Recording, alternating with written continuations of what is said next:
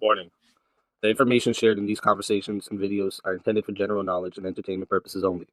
It should not be considered as legal advice or professional guidance. Additionally, any documentation or references to specific content are solely for the purpose of discussion and understanding. It does not imply endorsement, promotion, or support of said content. The views expressed in these videos and/or conversation are those of the individuals involved and do not represent any official stance or opinion. The content you are about to experience may contain strong language, including explicit words and phrases. This language is used for artistic expression and may be integral to the storyline or character development. It is important to note that the use of such language does not endorse or promote offensive behavior. Viewer discretion is advised, and please enjoy the show responsibly. Disclaimer. Copyright disclaimer under Section 107 of the Copyright Act 1976. Allowance is made for fair use for purposes such as criticism, comment, news reporting, teaching, scholarship, education, and research. The Canadian Copyright Act, Section 29, allows an individual to use copyright-protected materials when creating a new work, such as a mashup, and to post the new work online on a site like YouTube. Fair dealing provision for specific purposes like research, private study, education, parody, satire, criticism, review, and news reporting. Step up, step up! Yeah! We clash! We clash! We clash! We clash! Yeah! Step in the arena, mind locked and loaded. Truth on my blade, every line's exploded. You swing your words, I counter with precision. Battle of reason, this is my mission. Raise your fist, let them know. No. Raise your voice, let it blow. Woo! We clash our swords of reason. Cut through like no retreating. Yeah. No fear, no chain, no treason. Woo. We clash our swords of reason. Woo. We clash our swords of reason. Cut through like no retreating. Yeah. No fear, no chain, no treason. Woo. We clash our swords of reason. Step back, I'm a scholar and a fighter. Every claim you throw, I strike tighter. Logic and power, I never fold. In the war of words, I'm solid gold. Raise your fist, let them know. Whoa. Raise your voice, let it blow. Woo. We clash our swords of reason. Cut through like no retreating. Yeah. No fear, no chain, no treason. Woo. We clash our swords of reason. We clash our swords of reason. Cut through like no retreating. Yeah. No fear, no chain, no treason. Woo. We clash our swords of reason. Every thought a fortress, every claim a storm. We forge a truth where chaos takes form. Ideas ignite like lightning through the night. In the war of minds, we bring the light. Step in, feel the heat. Truth is my weapon, never beat. Raise them high, break the ceiling. With a fire, with a feeling. We clash our swords of reason. Cut through lies, no retreating. No fear, no chain, no treason. We clash our swords of reason. We clash our swords of reason. Cut through lies, no retreating. No fear, no chain, no treason. We clash our swords of reason. We clash our swords of reason. Cut through lies, no retreating. No fear, no chain, no treason. We clash our swords of reason. Welcome, everybody, to Swords of Reason right here on the Speakeasy Show, Mondays, Tuesdays, and Wednesdays. This is where logic meets passion.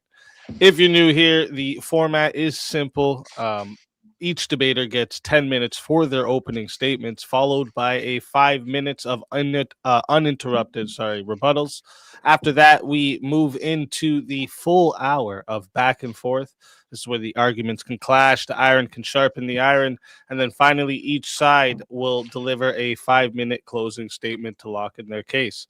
When that's done, we move into a 30-minute Q&A. I will drop the Q&A in the chat for all of you to ask your questions for the debaters in the Q&A, but keep in mind that Super Chats, PayPal, and Cashapp questions will get priority. So if those fill up the entire 30 minutes, the free chat questions may not get answered. So if there's something you want guaranteed to be asked, make sure you send it through a Super Chat, Cashapp, or PayPal.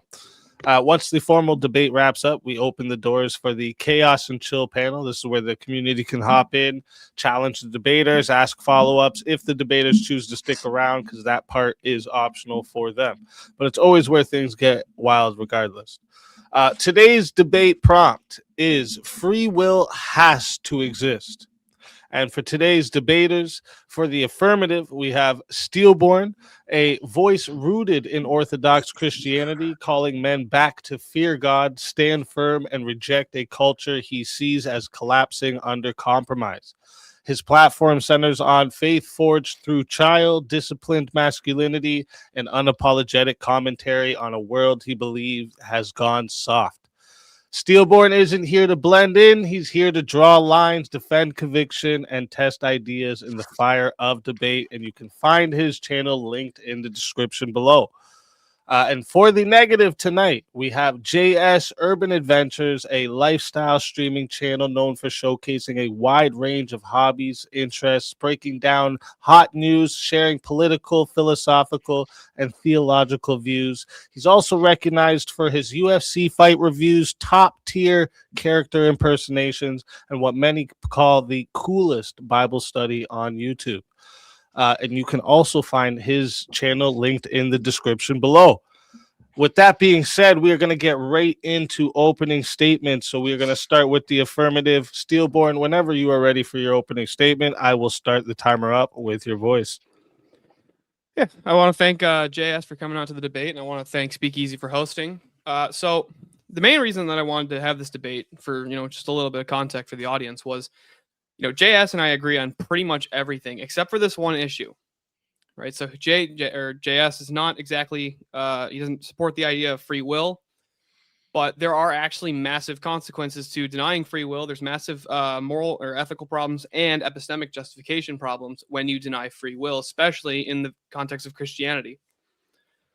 My first argument for free will is actually the transcendental argument for free will. Free will is the necessary precondition for having knowledge, knowledge being a justified true belief.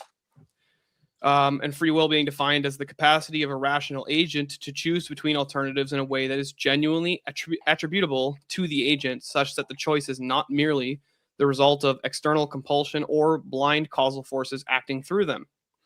Syllogism goes like this. Rational argumentation presupposes that agents can evaluate reasons and choose beliefs based on those reasons.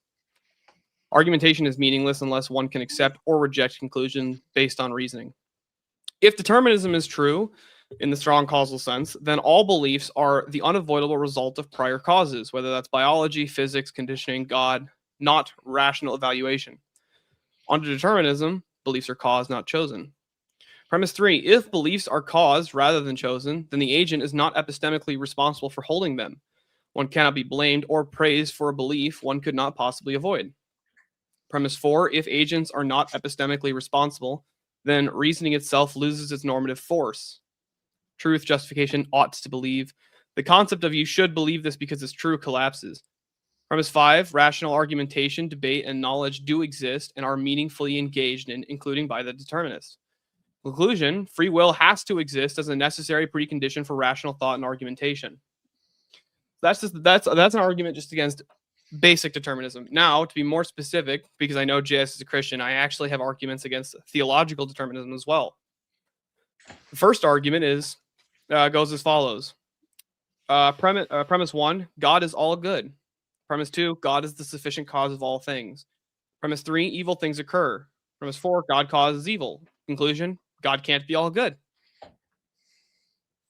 My second argument is, if theological determinism is true, every event occurs because God caused it. Adam's rebellion is an event that occurred. Therefore, God caused Adam's rebellion. Adam's rebellion introduced sin and death into the world. Therefore, God caused sin and death to enter the world. God incarnated in Christ to defeat sin and death. Therefore, God caused what he incarnated to defeat. If theological determinism is true, then God both wills sin and wills the destruction of sin, which is a contradiction. God's nature can't be contradictory. He can't contradict himself. If God contradicts himself, he can't be the standard for truth. So if the theological determinism is true, we wouldn't be able to know it because we have no objective standard for what truth is. Not only, and then there's also the moral argument. If God is, if everything that we do is determined by God, then you can't actually hold anybody responsible for their sin. So all the Jeff Stein McEffrey stuff, God caused that just as much as God caused the saints, and he caused every single person who practices the virtues.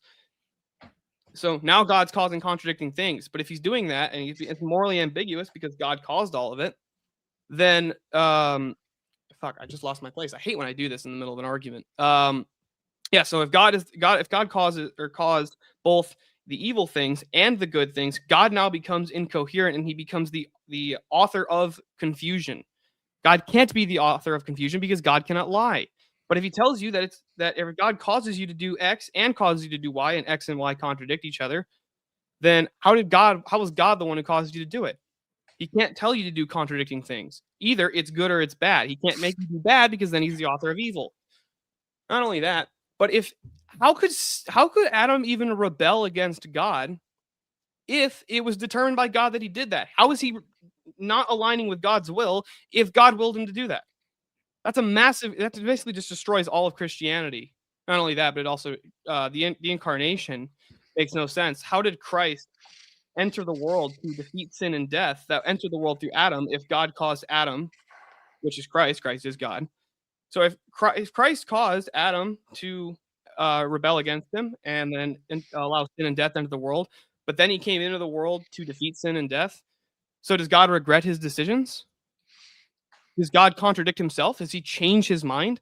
All of this destroys Christianity. You can't hold both these positions at the same time. So these are the main arguments that I would like JS to address. And with that, I'll just see the rest of my time. I can't wait to get into the open dialogue for this one. All right. Thank you for that opening statement. With that, we are going to hand the mic over to JS. And JS, whenever you're ready for your opening statement, I will start the timer up with your voice. All right. I got a bit of a short one this time too, shorter than usual. I'll fill up the 10 minutes, but this time I'm going to go a little quicker. So in this debate, I will be refuting my opponent's claim that free will has to exist. He will be arguing the necessity of free will. My counter is simple. Our will, whether free or not free, is not necessary, meaning a requirement that could be no other way or something we have to have, but rather that we have a contingent will. Contingent in this context means occurring or existing only if certain circumstances are met or dependent on. For my opponent to win this, he will have to limit the God we both follow's omniscience, omnipresence, and above all, our God's omnipotence. He must prove that it would be impossible for God to have created us or any alternate planet of people without free will. For the sake of argument in this debate, I can actually take the position that we do have free will. Now my opponent and I both agree on the existence of free will. If people are not paying attention to the prompt, they may think that I have conceded the debate by taking this stance, but I want to be clear that in this debate, whether or not free will exists is irrelevant. In the past, I've always debated against the existence of free will by arguing for what I've coined as Christian causal determinism, pointing to things like my biblical epistemology, referencing verses that mention predestination, the elect, prophecy, biological and neuroscience demonstrations that disprove the idea of free will, and philosophical proofs for causal determinism. For this debate, I can simply agree that I was wrong then. I've seen the light of free will, and I freely changed my entire worldview. I predict that throughout this debate, we will most likely move away from the prompt, and I may slip back into my old ways and end up arguing a completely separate topic, which is if we actually have free will, not if free will is necessary or something that has to be.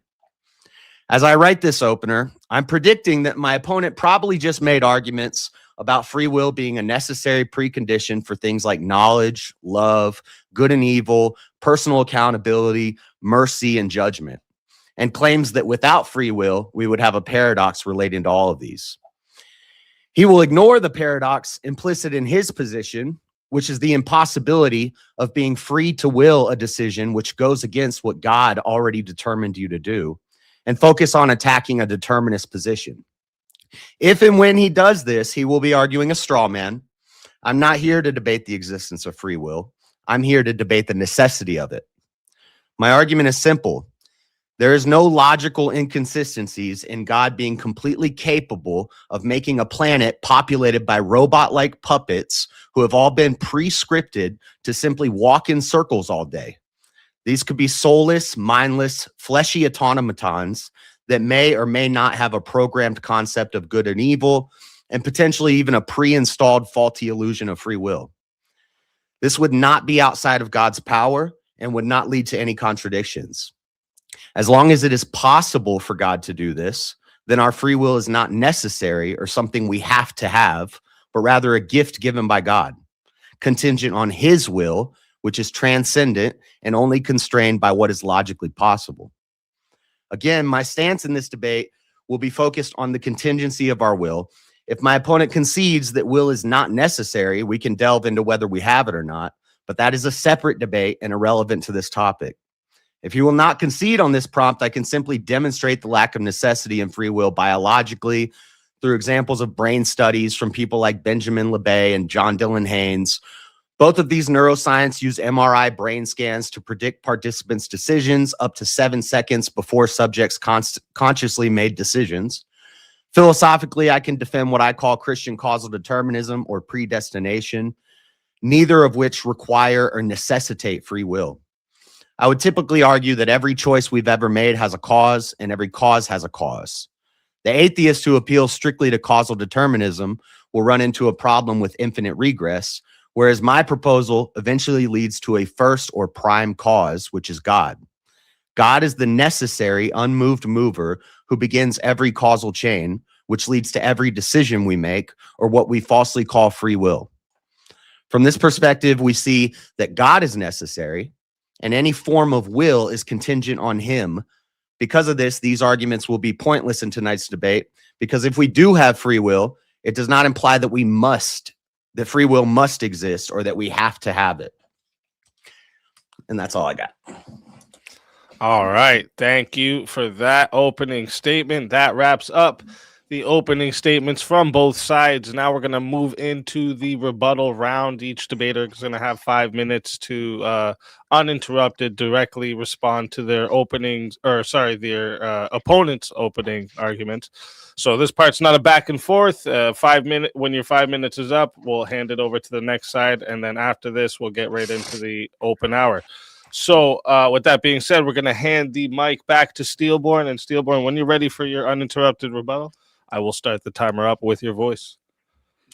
Yeah, so I want to make sure that I understand this, and you can just nod your head. So the basic argument is that if you can create a hypothetical where God created animals and not humans, then free will wouldn't exist?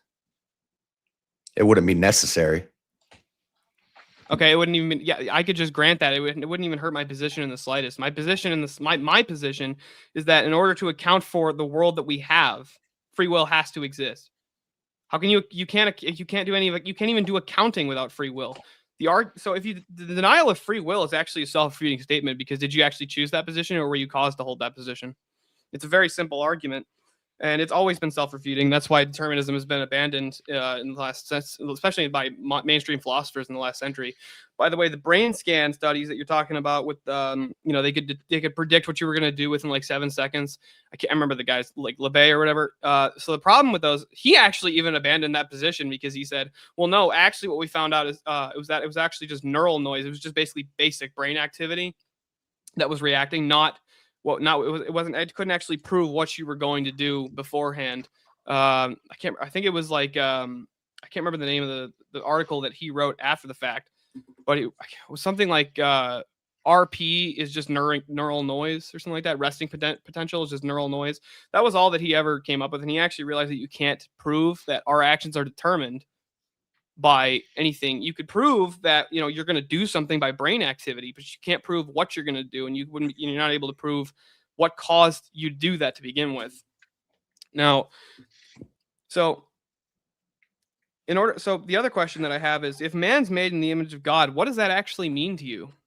If that's not, the fact that we are rational agents capable of actually choosing what's good and what's bad, then there is no morality, just basically dissolves instantly. Now I'm not trying to straw man your position at all, but in order to give an accounting for the world that we live in, that's how free will has to exist, right? It's necessary to give an accounting for the world that we live in. Not in a hypothetical could I just grant that you wouldn't have to have free will. That's, that wouldn't even prove your point. That would just demonstrate that I can conceive of a hypothetical. Yeah, with that, I kind of want to move into the open dialogue because I'd rather just, have the back and forth. All right. Thank you for that. And with that, we are going to hand the mic back over to JS. And JS, whenever you're ready for your uninterrupted rebuttal, just hop in and I'll start the timer up with your voice. All right. So in philosophy, when we talk about something that has to be, that's necessary. The opposite of necessary is contingent. So necessary means it could only be one way. It has to be one way.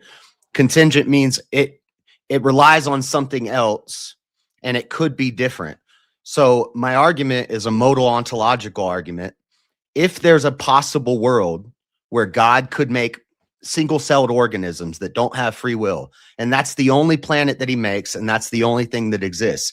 If that is possible, then free will is not necessary.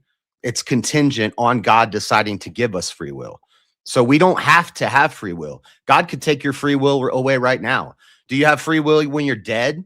When God does a flood and wipes out most of the earth except for a whole planet, did those people have to have free will? No. God could take away your the moment you die, God takes away your free will. So you don't have to have free will. You could lose it at any moment, and it's contingent on whether God determines that you have it or not. So when you asked me, could God make a planet of animals? So I guess you would agree that animals don't have free will. I don't think animals have free will. If anything has free will, animals don't have free will. If God can make a planet full of animals or robot people or single-celled organisms, then our free will is not necessary. It's contingent on whether God gives it to us. We don't have to have it. He could take it at any moment. It's up to him. So it's contingent on him. As far as the Adam and Eve thing, I'm going to explain how causal chains work. So you said, basically what I'm arguing is, what is the cause of Adam? Is God. God created Adam. What is the cause of Eve? God. God created Eve. What's the cause of the serpent? God. God created the serpent. God created the tree that's in the garden. So the way the causal chain works, sure, Adam chose to follow Eve. Sure, Eve chose to follow the serpent. Sure, the serpent chose to try to deceive them. If you go back and back and back and back, why did Adam choose to follow Eve? Well, you could give me whatever reason you want. Why did Eve choose to follow the serpent? Why did the serpent choose to do that? Why were they born? Why were they created? Eventually we're going to do infinite regress. I'm going to say why. And eventually we're going to have to get down to a first cause or a prime cause. And that prime cause is God. So God is the necessary. God is what has to be for us to exist, for the world to exist, for any idea of free will to exist. God is the necessary. God is what has to be. The will is contingent on what he decides to do. So we don't have to have free will. He could get rid of it at any moment. And then again, the brain scan stuff, the Benjamin Libet stuff, that's a different debate. And you've got to concede on this first topic, and then we can move into that debate. But when you do that, I won the debate, and now we're going to have a different debate. But Benjamin Libet had flawed methodology, and that's why he backed down from his position. But that's why I mentioned John Dylan Haynes in my opening, because John Dylan Haynes continued Libet's research and actually perfected it and showed that it was correct. So Libet was flawed, but that's why I mentioned John Dylan Haynes. He perfected those experiments, and he showed that our brain does decide to do things. So that's just the biologic argument. The epistemic argument, I get my epistemology, what I know and why I know what I know. I go to scripture, and in the scripture, I do see what people would call a contradiction. I do see sometimes we're told to choose. And then I know there's a paradox with accountability and judgment, and I struggle with it, but I see more evidence biblically that we don't have free will than that we do. But again, that's all of this is irrelevant. Like I can just concede that we do have free will, but you have to show me why it's necessary that we have free will, and God couldn't take it away at any moment. And that's all I got. All right. Great rebuttals from both sides. Before we move into the open hour of back and forth, I'm going to talk to the audience real quick. If you're watching right now, make sure you hit that like button, subscribe to the channel, and also subscribe to tonight's debaters. Their links are in the description. We host all kinds of debates here on Swords of Reasons, politics, culture, ethics, internet topics, anything where reasoning and passion can collide. We put it in the arena. So if you're enjoying the format, make sure you stay locked in because we have a lot more coming. Also, a reminder for the live chat, the closing after the closing statement. We're going to be doing a 30-minute Q&A. So I've already put the Q&A there in the chat. But remember, super chats, PayPal, Cash Apps, these will get priority. So if it fills up the whole 30 minutes, we may not get to those free chat questions. So if you want something, really want answered, send it through one of the priority options. We'll make sure it gets read. And finally, thank you to both our debaters for being here tonight and bringing your perspectives into the arena. Whenever one of you is ready for the open floor exchange, you can just go ahead, hop right in, and I will start the timer up with your voice. Okay, yeah, I want to actually address the very last point that he made. Why God couldn't just take it away. So is the question that you're asking, does God have the power to do so? Yeah, is it possible for God to do that? I would actually say no, and here's why. Because God can't contradict himself. God can't contradict his own nature, and because he won't do it, therefore he couldn't do it. This is the same where people try to, when the atheist tries to make the argument, could God make a burrito so big he couldn't finish eating it? It's like, no, he couldn't do that because he can't make something more powerful than himself, so it would contradict his nature. So because he can't, and because he won't contradict, because he won't violate his nature, he can't do it. So you're saying it's against God's nature to break the laws of logic? Yes, it's against God's nature to violate the laws of logic. God is the source of logic. So where's the logical inconsistency with God making an alternate universe where no free will exists? Or before humans are here, no free will exists? Well, there's no rational agents. The point of the prompt is not, does free will have to exist somehow? Actually, I can even make a stronger argument that free will has to exist. Does God have free will? No, God's will would be God doesn't have free will? That God's will would be a transcendent will, which is there's nothing for it to be free of or constrained by. And actually, it is constrained by the laws of logic. So it's not. No, the laws of logic are part of the nature of God. They're not constrained. He's not constrained by the logic. He is the source of the logic. So God can't violate himself. But that's just, that'd be like saying, do you have free will? And you're going, well, I can't violate my nature. I can't fly, with wings that I don't have. So therefore, I guess I don't. That wouldn't be breaking the laws of logic. I can fly. There's airplanes. No, that's not what you're not even listening to what I just said. No. Well, you said, hold on. If you're saying I don't have free will because I can't violate my nature, as in I don't have wings on my back, so I can't fly from the wings on my back that don't exist. Therefore, I don't have free will because I want to fly with wings on my back. That's not a good argument. So that's what I'm trying to understand. If I said I can jump to the moon, is that illogical? Is it? No, it's not. Well, is it? Are you asking if it's logically impossible that you could jump to the moon? Right. It doesn't violate the laws of logic to say there's no logical impossibility there. There's no contradiction. Right. So to say that God could make a planet with no free will does not go against his nature. It doesn't violate any laws of logic. It's logical that he could. It's possible if he wanted to. So how does that go against his nature? Well, I kind of feel like this whole argument was really squirrely to try and get out of the actual spirit of the prompt, which the prompt was. No, it's intensely focused on the prompt. It's not. It's kind of squirrely to try and get out of the actual spirit of the prompt, which was free will has to exist in the reality that we live in what we currently really. You wanted to debate free will versus determinism, but you tried to be squirrely by making a different prompt, and then I found the flaw in the prompt. You can't the point of my argument was that in order to give an accounting for the world that we live in, free will has to exist. Okay, well, that's not what the prompt says, but yes, free will has to exist. As in, okay, does God have to exist? Yes. Does Christ have to exist? He doesn't have to exist. No. I'm not talking about the human. I I'm not mean, talking about the incarnation. I'm talking about the second person of the Godhead. The person of the Trinity, well then, yes, he has to exist. But God, Jesus never, logically, and from a modal ontological stance, if there's no humans, then Jesus doesn't have to come down in his physical form. But yes, then as the part of the Trinity, then yes, he has to exist.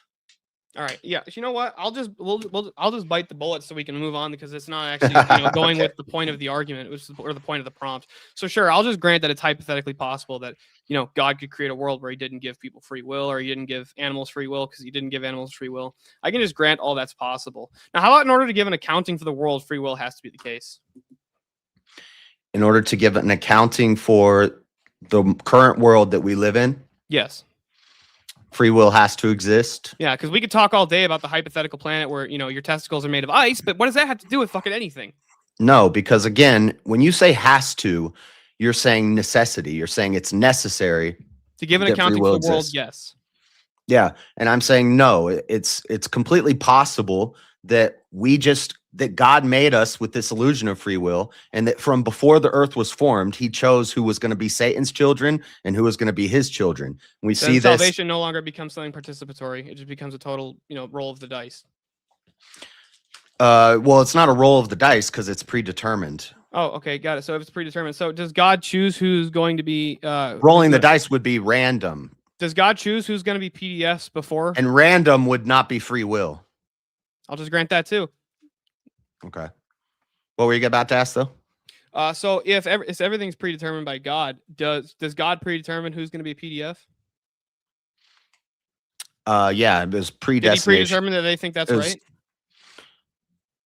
Does he? No. What Wait, they he didn't predetermine that they think it's right.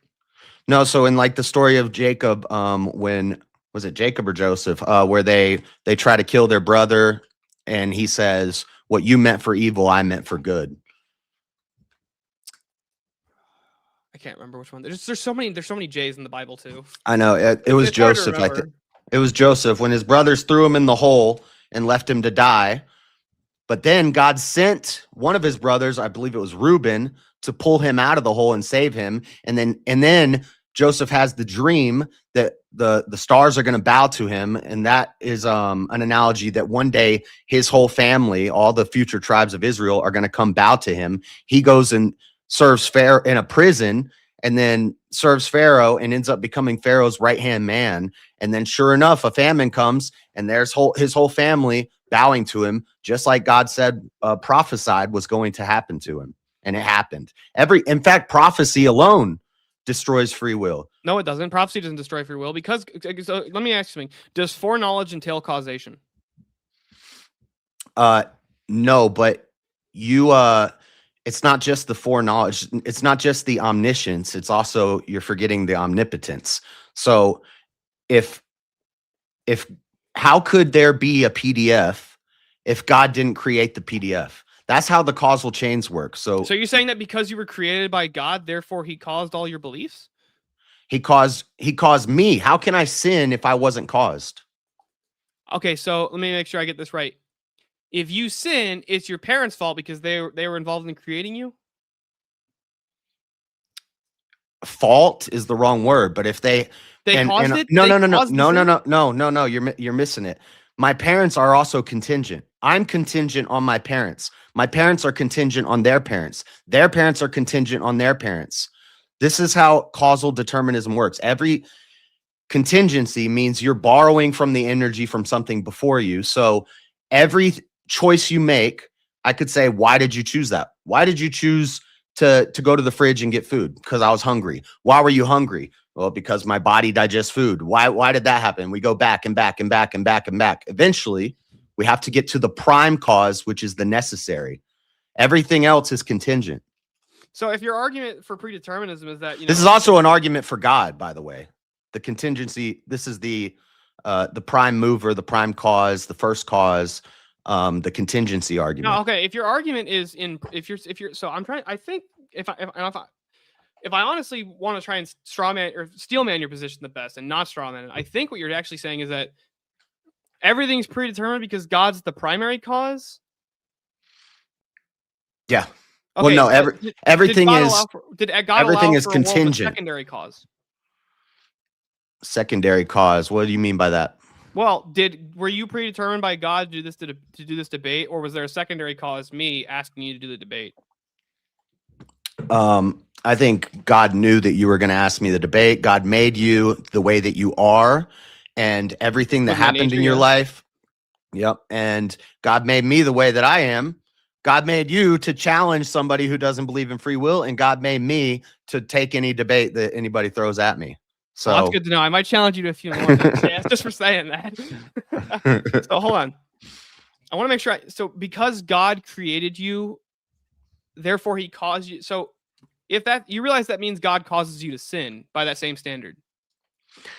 God caused all of the variables, every infinite variable So then God created sin. that leads to my sinning. No, if you say God created all the variables, but you could still choose not to. That wouldn't be that God that wouldn't be predeterminism. That would be God created everything. I wouldn't dispute that, but you still have free will to choose not to sin, right? Like there's no way to get around this. If you believe in the concept of sin, of not choosing to align your will with God's in any given event, right? Then that entails that you had a choice in the matter.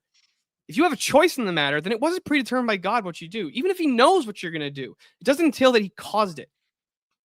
Do you think God created a Peter? world with secondary cause. You want to go to the Peter denied Christ 3 times? You want to Yeah, go that you one think again, Peter? Jazz?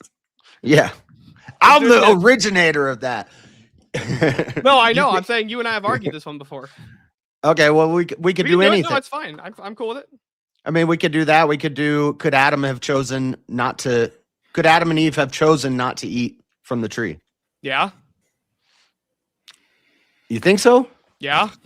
Can I just get a clarifier here, just like as like an audience member? I just want to see, just are we debating whether a world can exist without free will, or whether our world with moral and love can exist Yeah, without whether or free not will? our world. I just conceded that there's no contradiction in God creating a world where free will doesn't exist. But in order to account for our world, we have to have free will, and that's where we've moved to. Okay, Yeah. I just wanted to make sure. Okay, go ahead. That's correct, JS, right? You agree with that Yeah. summary? Yeah, but Okay. I'm still arguing for contingent will over free will. Yeah, I know. I just wanted to make Yeah. sure that we were talking. Yeah, if it's a world or our world with and like I heard you mention morals and love, so I just wanted to see where we were at, just to clarify for the audience. But go ahead. I'll give you guys some time back too. Yeah, and eventually I want to get to like the knowledge and stuff like that. But this is the toughest thing for me, and so I see why you would want to stick here with the accountability and the good and evil. Well, not even that. We can move to the knowledge part if you want. I'm totally cool with going to the. No, we can keep working through this for a little bit, because I'm going to be honest. I see the paradox. I understand that there's a paradox here that I have. And I've struggled with this question all my life. Why? Did God create sin? Did God create evil? And I know God created evil, and He can't be all good. That's a contradiction. Let me ask. Okay, hold on. If God created evil, that would give. But I evil a disagree with positive that ontology. first. Okay, Go so ahead. do you think that God or that evil has a positive ontology or a negative ontology? I can explain what I mean by that if you want. So like a shadow doesn't have positive ontology. yeah, I already know your answer, but the way I see it, evil is the opposite of good. Okay, but that doesn't actually answer the question still. So it would be a negative ontology. Okay, if so good has a doesn't positive, actually exist. It's the privation. I know this is your answer, but you asked me for my answer. No, I'm asking you. So it's not. So evil doesn't actually exist. It's like the privation of something. It's the privation of. That's good. not what I'm saying. That's what you would say. Okay, then evil would have to have a positive ontology. Then there's no way around this. it would have a negative ontology. No, It's a the negative ontology is my view. A negative ontology meaning that evil doesn't exist like as a No, positive your ontology. view is that evil has no ontology, that it's a privation of It has a good. negative ontology. So a Oh, shadow. well, then a we agree, shadow but is a that's not. Well, no, we don't agree because you have a different understanding of what I'm saying. A negative ontology is how a shadow exists. It's the privation of light. But there's no positive ontology that a shadow has. It only exists as the negation of something, as the privation of something else, the privation of light, right? Or coldness doesn't actually exist. It's just the privation of thermodynamic energy. If it doesn't exist, it has no ontology. No. It doesn't have a positive ontology. It doesn't exist as a positive, like a thing. It doesn't exist as in like any kind of a thing other than it's a privation of something else. So it has a negative ontology. Okay, well then I agree. Yeah, I agree. It has a negative ontology. Okay, so But just so you know, you're not arguing a typical like orthodox stance right now. no, yes, I am. This is most definitely consistent with the church. That evil has a negative ontology. It's the privation of God's will. Privation meaning that it has no being, it has no essence, it has no ontology. It has no positive essence. The church has always held the view that it has a negative ontology. As in, so when I do something evil, what that means is I'm doing something that actually goes against God's will. Okay, well, so it exists. It's in a negative it has a negative ontological status. So it's like if I do something evil, it means I'm doing the opposite of whatever God's will is, right? But God's will is the only thing with a positive ontology, the good.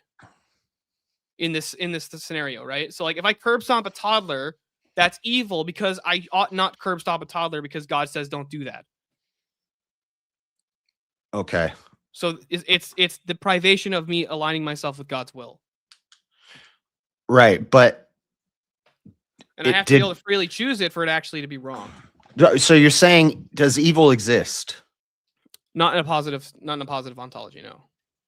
So it doesn't. Okay, so I guess you're saying I'm saying the status of evil itself. What is evil?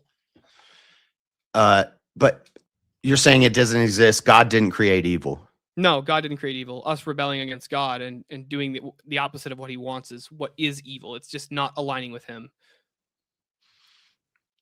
Now, what if something evil has to happen and God foretells that it's going to happen and says that he's actually well, you would just say that just wouldn't be evil then. So like if you're saying like evil by like what, some arbitrary standard, like some people are like, but God killed half the world because he was mad in the flood or whatever, like, or when God hardens Pharaoh's heart. So there's two different ways that's actually explained. And one of the passages says that God hardened Pharaoh's heart, and the other passage says Pharaoh hardened his own heart.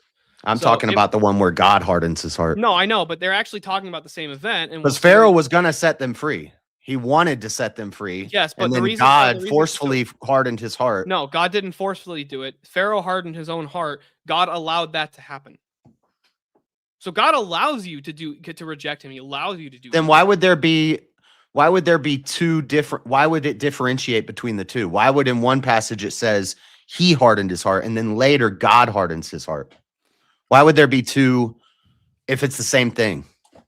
I'm trying to remember. So I remember I actually listened to Jay give an explanation of this today at a long ass stream. I'm trying to remember exactly how he worded it. So it was. Did he say something about I think it's anthropomorphic language? Yes, I think it was like anthropomorphic language was basically what he was saying. Okay. Yeah, when you talk, yeah, I've heard, yeah. Like God didn't force Pharaoh's heart to harden. Okay, so when in Isaiah, prophecy is given to Isaiah that God is going to use the Assyrians as a spear to capture Syria, Judah, and Israel. God says, I'm going to use Assyria, and Assyria are evil. And God's going to use them to attack and kill a whole bunch of people and then put them into slavery for however long they go into slavery for. So that's a good thing, right? Ultimately, it would be good, yes. But God can use what man intended for evil for good. Right.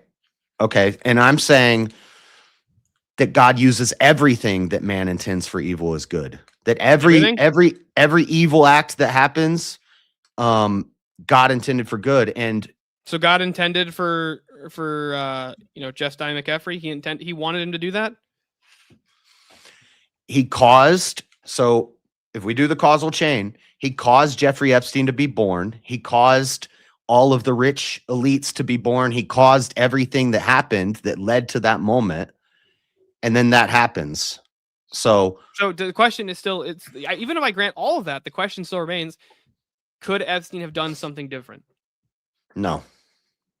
So then God's now the author of evil. If God's the author of good and evil, God's a contradiction. Oh, yeah. I'm glad you said that because earlier when you asked me, if God created evil, does that make him evil? And I said no.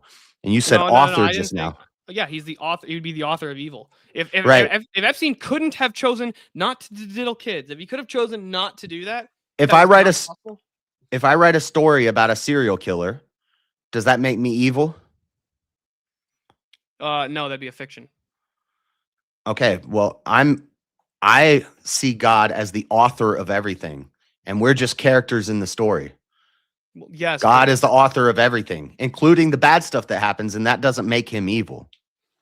It would make him the cause of evil. You can't separate like the authorship he's or the the cause cause of- from intentionality. Do you see? Hold on, real quick. Okay, go ahead. So let's just take the hypothetical you gave that if you wrote a story, right, about a serial killer, did you intend to do that? Is that your intention? Okay, Yeah. so now let me ask you this. If you go and rob a store, did you intend to do that? Or did God cause you to do that? You realize the whole system of justice is predicated on free will too, right? If I rob a store, my intent is whatever my motive is. So if my motive is to get money, I'm broke, so I rob a store to get money. Well, why am I broke? That was still your intent. It was still your intent. Because you don't have to rob the store. Yeah. Money. I'm saying it was my intent in the illusion of free will. So I feel like I'm intending to do this. Could you not have robbed the store? Could you not? No, you couldn't have done differently. No. So did you have to accept this debate? Every wrong I've ever done, I couldn't have done differently. I can't go back in time. The past. I'm not saying you can't go back, but did you have to make the decision that in that there moment? Did you have to make that decision, or were there other options available to you? So let me give you an example, right? There were other. Do you agree with me that sex outside of marriage is bad? You shouldn't do that, right? Right. Now let me ask you something. If, let's say, somebody was like trafficked into it, they're technically having sex outside of marriage, which is bad, but there's not intention behind it. So are they committing a sin? No. Right, because they're being coerced. Yeah, you're making a compatibilist argument, but just now you were making a libertarian free will argument. So the idea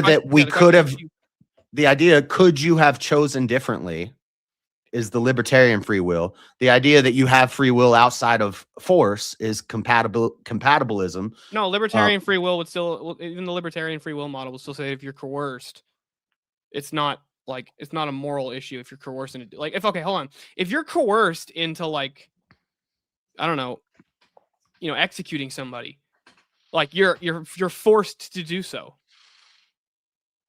Are you still responsible for it? If you're forced to do it, are you still responsible for it? Yeah, actually, no, this is an even better question. Hold on. Do you agree with... Okay, you weren't forced to do it. Great, so that makes sense. No, if you were forced to do it, then you weren't... Yeah, if you were forced to do it, then you're not responsible because you were being forced into doing so. It was against your will. So then you agree with the distinction between manslaughter and murder. Sure. Yeah. That's all based around intentionality. Like, basically murder is when you chose to do it. Yeah, I understand that. I understand what you're saying, that we have intentions, we make choices and stuff. What I'm saying is that's an illusion of choice, and that any choice... illusion of choice? How is it an illusion? Did you have to do it? Because it was infinite variables that led to that moment. That would be free will. But that's what I'm arguing against. I'm saying that's not free will. I'm saying that that's a preponderance of different things that led to this moment. And that when you made that choice, it felt like you were just choosing something, but really you were going to choose what you chose and you couldn't have chose differently. I don't believe How do you know that? Because I chose it. How could you know that that's the only option? it doesn't matter that there were options. Choice and will. Will is agency and faculty. Choice is selections, options, decisions. They're not the same thing. So Schopenhauer says your will can inform your choice, but your will can't inform your will. Yes, you can do what you will, but you can't will what you will. I'm aware of the atheist argument. Well, okay, but it's whether It's the atheist cop out to get out of determinism. Yeah, that's an association fallacy. So. No, I'm not saying I'm not saying it's wrong, because I'm just saying it's a very common argument I hear from atheists. I'm not saying it's wrong because atheists say it. Okay. Or anything like that. It's just I was aware of what you were saying. So hold on. So let's go with do you define knowledge as a justified true belief? Okay, we're going into the knowledge part now. Yeah, let's go into the knowledge part now, because this is we've kind of done the morals for circles. Okay. A justified true belief. Sure. If that's the definition of knowledge. Yeah. Yeah. Okay. So JTB is knowledge. Would you agree that in order to justify your belief, you'd actually have to examine reasons and rationality as to why you should even hold that belief? Ask it again. Okay, so in order to justify a position, do you have to give an accounting for why you believe it? There's a reason why there's the justified true belief. So it's belief. You can give it like, if I just say, well, I believe that like the people like you watched Andrew's debates where like people are like, I just believe everybody should vote, and he's like, why? And they're like, because I just believe that they should. They can't give a justification for the position, so it makes no sense. So they don't actually know that everybody should be able to vote. They just believe that. Now, if you can give a justification, that's great. You can give justifications for beliefs, but that doesn't make them true. So they have to be a justified true belief. The reason I'm like wondering how I should answer this is because, and maybe you're going to disagree here, but do you think animals can have knowledge? No. Okay, so see, so a dog doesn't know to eat when it gets hungry. That's just reaction to stimuli.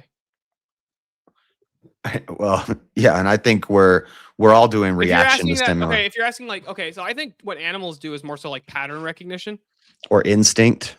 Instinct could be another one, but mostly pattern recognition, where it's like, okay, if I bring the leash over to my owner, the owner knows I want to go the owner takes me for a walk. Okay, I want to go for a walk. Go get the leash, take it to the owner. Right? They just kind of do pattern recognition, and Pavlov actually proved that. That's what the Pavlov experiments were actually doing, was that animals have pattern recognition. Yeah, see, I think so we have a difference it's a semantics problem here. I think of knowledge like instinct. Like a dog knows to drink water when it gets thirsty. I think of knowledge like instinct. And what you're saying is knowledge, I think of as like wisdom.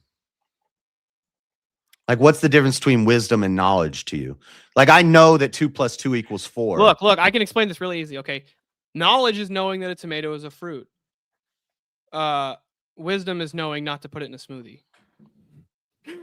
No, I'm just kidding. I actually, so we can look up a definition of wisdom if you want to try go for a working one. I'm cool with that. You want me to look one up? Right. Yeah. But yeah, I do agree. Wisdom is kind of, I think so. Yeah. So the quality of having experience, knowledge, or good judgment. Oh, great. So they're gonna have they're gonna have knowledge in the Yeah, with Merriam-Webster, like always. Let me see. Like knowledge could lead to a.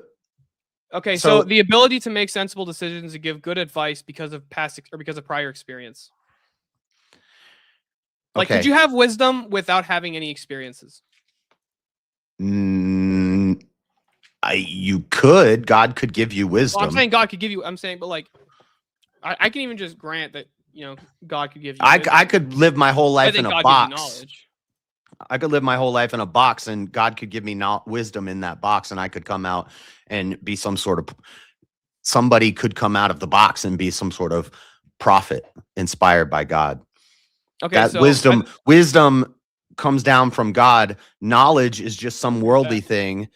No, I disagree. I think that knowledge is part of God's nature, and we can actually participate in the knowledge of God, not in his knowledge puffs up, love builds up. Of myself, I can do nothing, and of myself, I know nothing.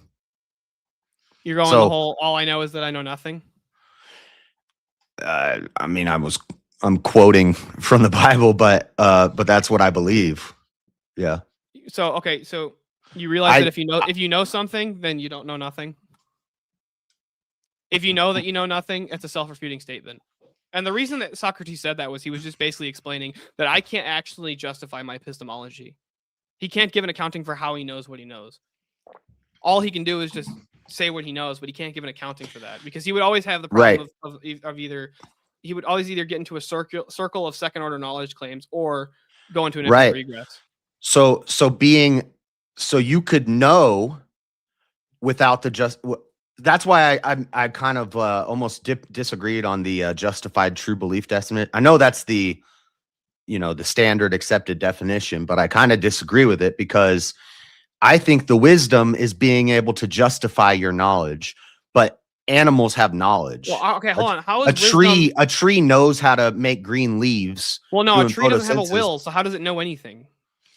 I know, have a and mind have a will. I know that's the semantic disagreement. Okay, do animals have minds or do they have brains? They have brains, and that's what I'm saying. Mind? No. Okay, so animals aren't capable. Mind is consciousness. Well, no, so animals don't have consciousness. The reason why Christianity makes the distinction of animals don't have a soul and they don't have a mind is because they can't actually determine what's right versus what's wrong. They can just determine between pain and pleasure. Right, but they know when to eat. Yeah, but that's just biological drive. And I'm saying knowledge is just knowing something. You don't have to be able to justify knowledge what is you just know. Knowing something? You do have to justify what you know. How do you know that? Hold on. How do you know that? That you don't have to justify what you know? Because whether or not I can justify it, I could know 2 + 2 = 2 because somebody told me to. Sorry. Your camera came out of focus. It distracted me. Shoot. I could know 2 + 2 = 4 because somebody told me. I may not be able to explain math. I may not know what a plus sign means or what a 2 means or know about set theory or anything like that. Well, no, but I know 2 + 2 = 4, but I can't justify it. And that's why. Well, then the question, then anybody could just walk up to you and go, how do you know that's true? And that's where the justification part comes in, is how do you know that it's true? That's what knowledge, there's a difference between knowing something and actually having knowledge, I would say. If you want to say like, I could, remember something that somebody told me, that doesn't mean that you actually know the thing. You just remember that somebody told you. Like if I told you that ghosts are pickles, right? Now you know that I think that ghosts are pickles. How do you know that? Well, because I just fucking told you. But that doesn't tell you how I know that ghosts are pickles. Yeah, I'm saying the ability to justify what you know is the wisdom. Wisdom is just basically making a decision based on past experience. Being able to make, that's the definition you found, but I don't know. Maybe I'm using proprietary definitions, but the way I see it, knowledge doesn't rely on free will. Like people know things even if they can't justify. Their justification could be because my teacher told me. That's not an actual justification in the philosophical sense, and you know that. Come on. That could be their justification. That's and just if an appeal to authority. It's fallacious. I know, but if they're correct, if they do know it, then it's lucky. If they're caused to hold a belief that happens to be true, then true and false don't actually become incoherent. It just becomes lucky. You were just lucky, right? Whereas in truth has to have a standard for what that is. But if God causes all beliefs, then he causes my false belief. If your view is correct, he causes my false belief of free will and your true belief of not free will. But the only reason yours is true is because it just happens to be right, not because you actually rationally came to the position if your position was true. Whereas you have to work through positions and reason, like God exists because you've rationalized through it and you've reasoned through it and you've evaluated the outcomes and you've evaluated the entailments of the positions, right? Where you can actually go through and reason the position out. So that's where the justification part is like, okay, if you deny this, if you deny the law of non-contradiction, you're also you're implying the law of non-contradiction has to exist. It's an entailment. Yeah, but if I if I know 2 + 2 = 4 and my justification is that my teacher told me, how is that any different than saying I know? It's not justification. It's not a good justification. Justification is giving a good reason to believe X. Well, hold on. if I say I know that God exists because God gave me the ability to know him and to have he gives us the divine revelation, the ability to know him. How is that not an appeal to the authority of God? They're not all appeal to authorities are fallacious. Okay, so only some appeals to authority are fallacious. Well, So yeah. somebody, So like, okay, all arguments are ultimately going to end up being a circle, right? So if you're like, okay, how do you know that God is the source of goodness? Well, because it's part of the nature of God. have you ever been to Antarctica? Never been to Antarctica. How do you know Antarctica exists? How do I know Antarctica? Okay, so do you want my actual answer to this? You're gonna say you don't? You don't know? So the knowledge of Antarctica exists. Australia doesn't exist? Australia's fucking fake. Come on, let's be real. Anyways, there's no way the fucking mouse deer with the frog leg jump is real. That's bullshit. Kangaroos aren't real. But so if you want to go with, okay, like, do I have empirical sense data that I could, that would prove? Like, I've never seen Antarctica. I've seen pictures of Antarctica. Right? How do you know those pictures are real? That's what's in question. But so there are different ways of knowing things. So like, is it logically possible that Antarctica doesn't exist? There's no contradiction. So I can't give a logical entailment that it has to exist. But what I can do is I can give, you can have knowledge through many different ways you can come to knowledge. So there's not just, like empirical sense data or just logical entailment. There's also, you can give, like, if you want are you trying to ask, like, do I have like exhaustive philosophical knowledge to prove Antarctica exists? No, I don't. I don't. But do I believe that it exists? Yeah, but I wouldn't even necessarily say that I have knowledge of Antarctica because I can't really justify the position aside from, I've seen it on a map and I've seen it in pictures. Or you can look at geography books, look at maps, you look at pictures, you can watch videos of people going there. But and I would say we can know that Antarctica exists through all of those things. But if so I guess I can frame it. So do we know that Antarctica exists? Sure. Do I have personal experience, empirical sense data? No. Okay. But so the wisdom is what lets us reason and rationalize all these things to say, I've never been to Antarctica, but I believe Antarctica exists. I know Antarctica exists. You can't reason through positions and be like, well, I've never seen, I'm trying to think. I've never seen Saturn except in a picture. How do I know? How do you know Saturn exists other than you've seen it in pictures? Yeah, well, this is my argument. I have to go based off of science, history, telescopes. Yeah, there can be different reasons to position, but the justification is giving a good reason to believe the position. So like, right. You can be like, well, and God gives us the ability to do that. You can mathematically demonstrate that at least something has to exist there. And we just call that something Saturn, and it has to be X size based on, the gravitational pull and effect it has on other planets. So you can actually give a mathematical accounting for Saturn existing. You don't have to give just empirical sense data that you've seen it. Yeah. And so all of these things we can know and all these different ways that we can justify them, this comes from God giving us the ability to rationalize things and to figure things out. Rationalization would entail free will because you can in order to rationalize, you have to weigh different positions and you have to actually choose. Some people can't rationalize. Hold on, have you ever been persuaded out of a position? Has anybody ever changed your mind? Yeah. So did they cause you to change your mind, or did God predetermine that you change your mind at that moment? Or did they just give you good reasons to abandon the position that you had? God predestinated them to exist and me to exist. God predestinated them to come into my life for me to meet that person, have that conversation with that person. And so, yes, it was predestined that I would change my mind about that topic. Was Christ's incarnation predestined? Yeah. Before the formation of the earth. So then what is so it's not a redemption. Christ is not a redemption. Not a redemption. He's not actually redeeming the nature of man by defeating sin and death, because he was predetermined to do that. So He was destined to do that. And we were destined to be sinners. If I was not ever Okay, so made, let me if I ask, was if not you're ever saying that you're born, then how could I destined- sin? Okay, so I can agree with that. That it wouldn't, if you weren't born, it wouldn't be possible for you to sin. And this is why I'm arguing for contingent will. My agency is contingent on me being born. Me being born is contingent on God creating me. And yeah, but so this goes to another thing. I don't believe agency entails free will. If you have agency and you have choice in the matter, then you have to be able to freely choose. If not, you're coerced. No, I'm saying I didn't choose God. God chose me.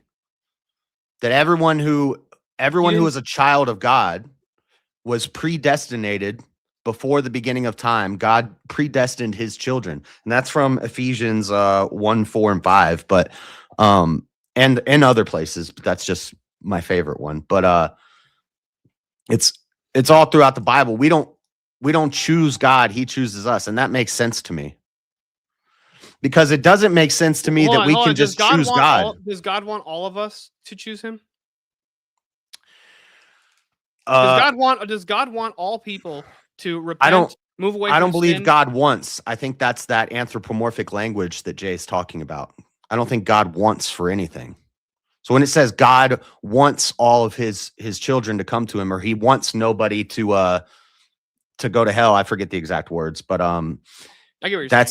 That's that anthropomorphic language. That's us looking at it through a human eye and writing it down using words that we understand. Does God want to love us? Because does God want to love us? No, he does love us. But why would he? Does he also want to? Want or to? Is he forced to do that? There is no force. God is the top. The ultimate force. So God can't be forced to do anything. Did God have to create the world?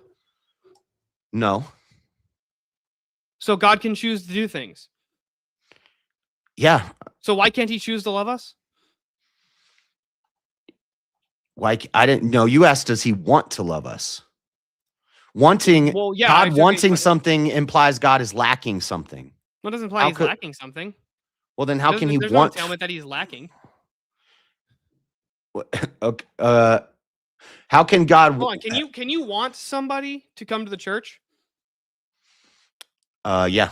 Are you lacking something because you want them to come to the church? No, you want what's best for them. I'm lacking them going to the church.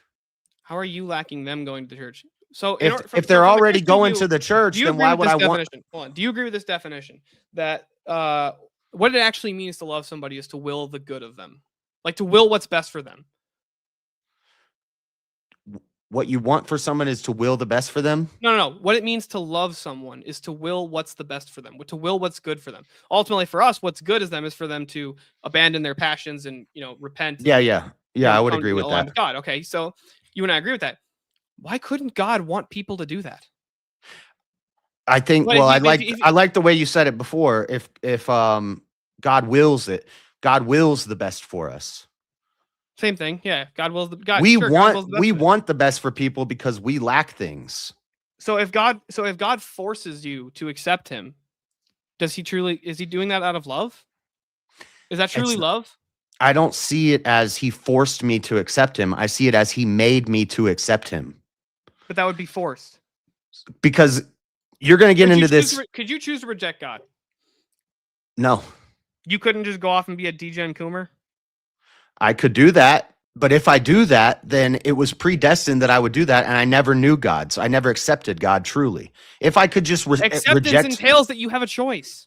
No, I'm saying that if somebody says I was a Christian for 5 years, and then I decided I don't want to be a Christian anymore, and they fell away, that they were never really a Christian. No. That the church has always rejected this position. You can absolutely. I know the church does. Not all churches do. Well, Christ actually said this. Your church does. Christ said this in one of his parables too when he talks about a lot of churches. In fact, the church that America was built on, the Protestant church, would agree with me. So the Protestant church has some problems. All right, we can get into that in another debate if you want. We can do Orthodoxy versus Protestantism all day long, but I don't want to do that. I mean, I'll do it if you challenge me to, but I'd rather not. But But So do you remember the parable? I can't remember exactly where it's in the gospel. I can't remember which one it is. Okay. There's so much information in the Bible. It's not even funny, but it's the parable of like I can't the remember seeds, stuff I read last week.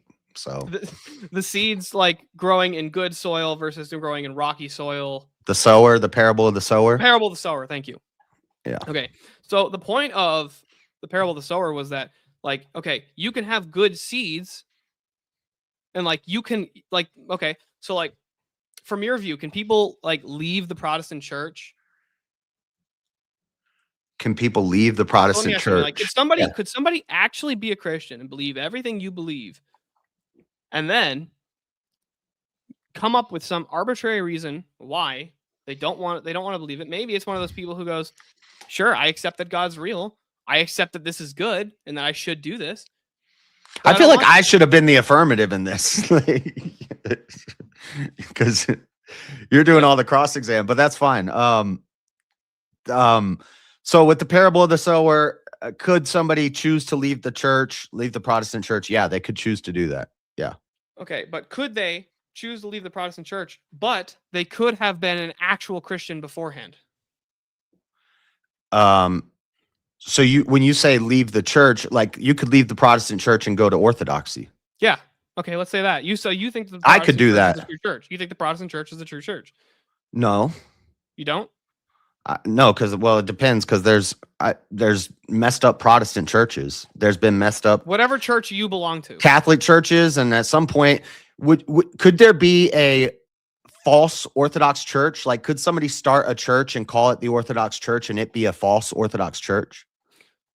I mean, I guess you could still like Coptic. You would say it was never really, or no, you would so say I it would was say never that they really a schismed. true Orthodox church. No, I would say they schismed because they were in agreement with us up until the Council of Chalcedon, and they embraced what's called monotheism, I think is how you pronounce it. But basically, their view is that Christ only has one nature. So instead of having two natures, fully God, fully man, he has one God-man nature, but that has massive, soteriological entailments. But so they claim to be Orthodox. They claim to believe in Orthodoxy, but you would say they were never really a true Orthodox church. I would say they were never truly Eastern Orthodox once they affirmed the position. Okay, and I'm saying that just because somebody says they're a Christian and they say they believe in Christianity, no, I'm not asking about identifiers. I'm saying, could they actually believe in Christianity and be a Christian and still fall away from the faith? No, it's not possible. They were never actually a Christian. Because how do you know that? That's just post hoc. Because from my perspective, we are predestined to be chosen by God before the beginning of the earth. So you realize if that's the case, then God intentionally sends people to hell, and he intentionally. No, because God knew that person was going to fall away, and was never really. So that his hell's son. not a punishment. It's a. I'm sure it's a. It's just a place that half of the people go. I don't know. So how can you? Okay, so if you were predetermined to hold a position, how could you know that your position was correct and the other person who was predetermined to hold the opposite position is incorrect? They were both predetermined by the same source. They were both caused by the same cause to hold the beliefs that they do. So how could you actually determine that their view is incorrect? How is their view any less true than yours if you were both predetermined? We would use our faculties. We would use our mind to. So you would like reason through it and evaluate the options, and then like freely choose which one was true and which one's correct. No, I would either know that it's true. I don't freely choose to believe that 2 + 2 is 4. Can you sin right now? Can I sin right now? Yeah. Do you choose not to do it? I sin all the time, and it's not me that sins; it's sin within me. It's what Paul. It's not you that did it. No, that's what Paul says. He says the things I want to do, I don't do, and the things I don't want to do, I do. Very often, I do the things I don't want to do. Have you ever said, "I'm never going to do this again," and then you ended up doing it again? Yeah, I would just be, much more charitable. Though. Why didn't you free will yourself to stop? I would just say that I didn't. I could just say that I didn't mean it, or that I gave into the passions, or whatever it was. But here's the thing: my position So actually makes this so there were coherent. Hold on. influences. My position makes this coherent in that if I said that I was never going to do this thing again, like let's say the hypothetical of like, like a person says they're never going to watch porn again, and then they do, Yeah. right? Why didn't they My free will position- themselves to hold on, stop? My position makes that consistent of you still shouldn't have done it. Even if Okay, you but did it, that's you shouldn't have irrelevant. done that.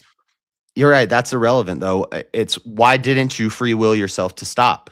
Why did you do it again when you said you didn't want to? Because you gave into your passions. People do it all the Okay. time. So there was some sort of influence. You had a passion. Why didn't you freely will your Can you freely will your passions?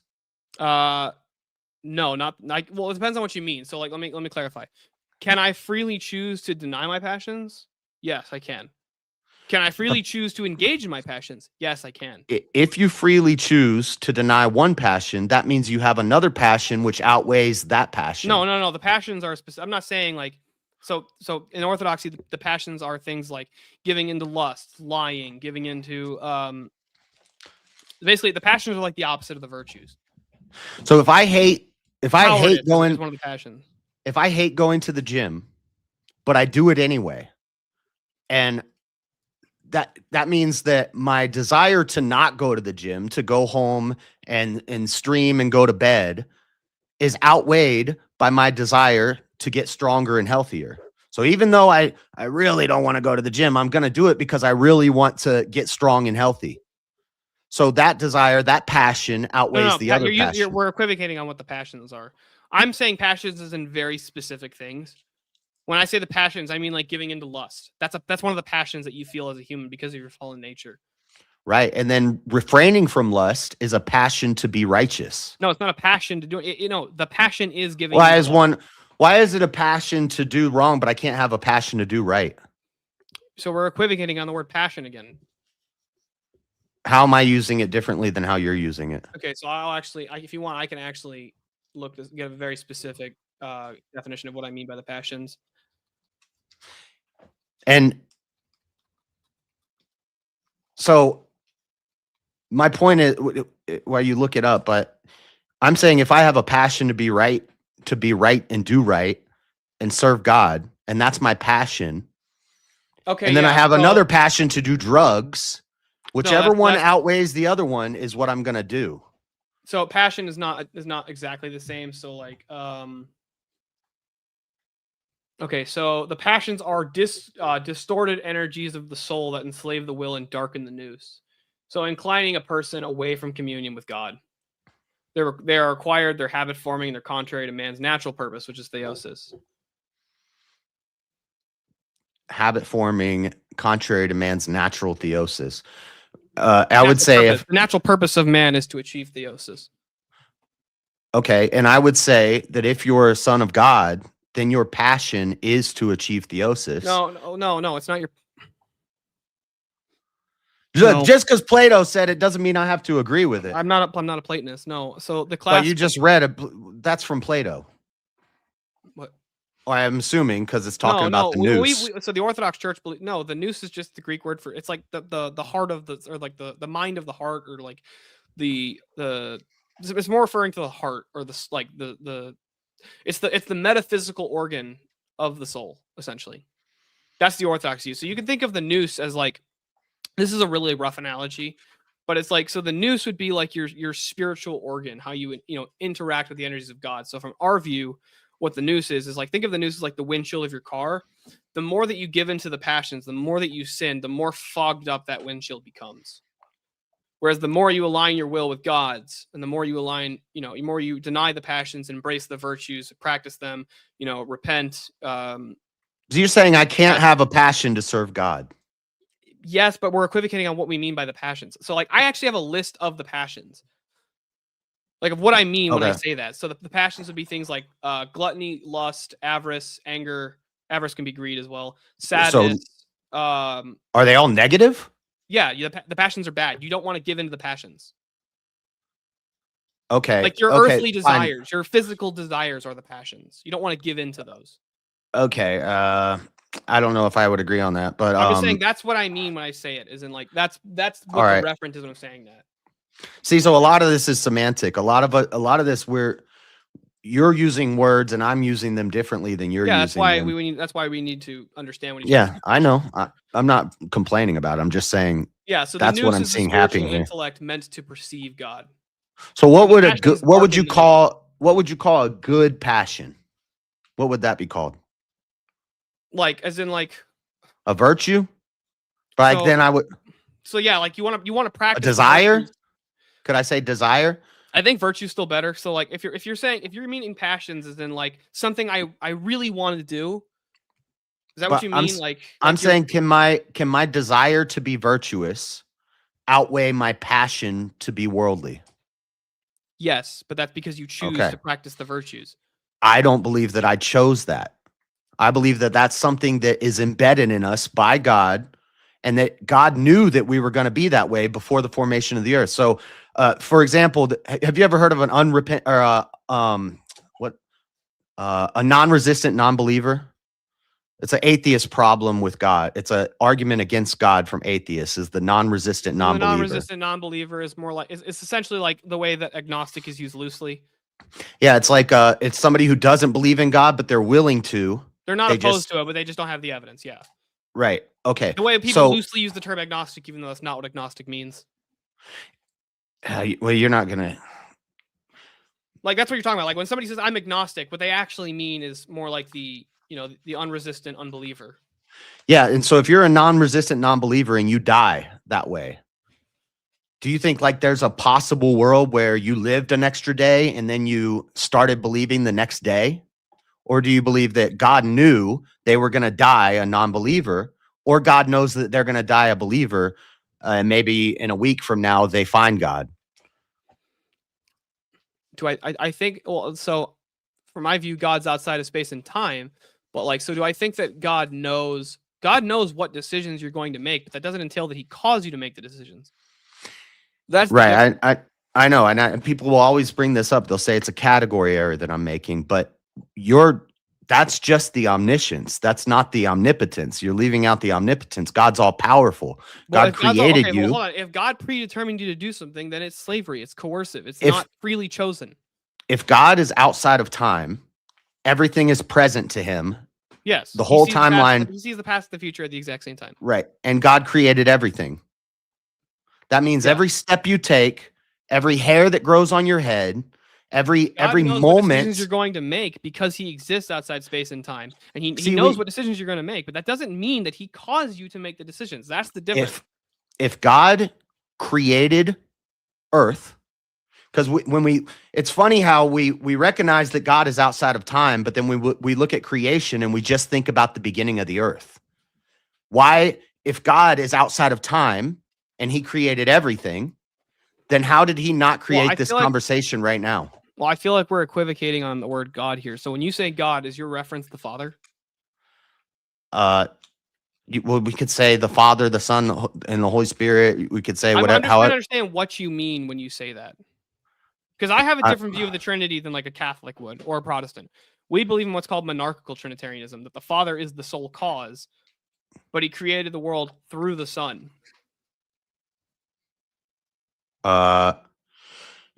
when I'm talking about God, I'm talking about the same God you're talking about: God, Christ, the Holy Spirit. Yeah, that God, the Christian God. Okay, so the reason I'm trying to clarify that is because there's a lot of people who equivocate on that specific thing. So I'm saying the creator of everything. Even if we took, okay, so when you say God, you're referencing the Trinity. Okay, that's all I was trying to figure out. yeah. Okay, sure. so yes, the Trinity is outside of space and time, but can they act within space and time? Can persons of the Trinity act within space and time? Yeah. Okay, so then explain. Give me an accounting for this. How can God be both outside space and time and inside space and time?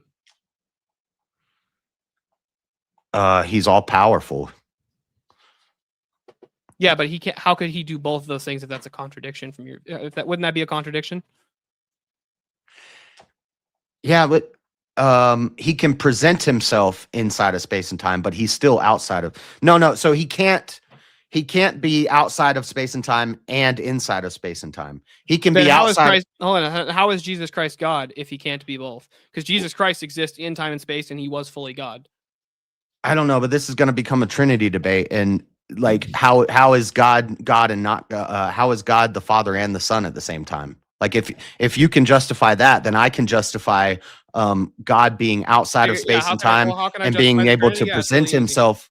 Well, I don't want to go into that. I'm saying it's not a contradiction that God is outside of space and time, but he presents himself to us within space and time.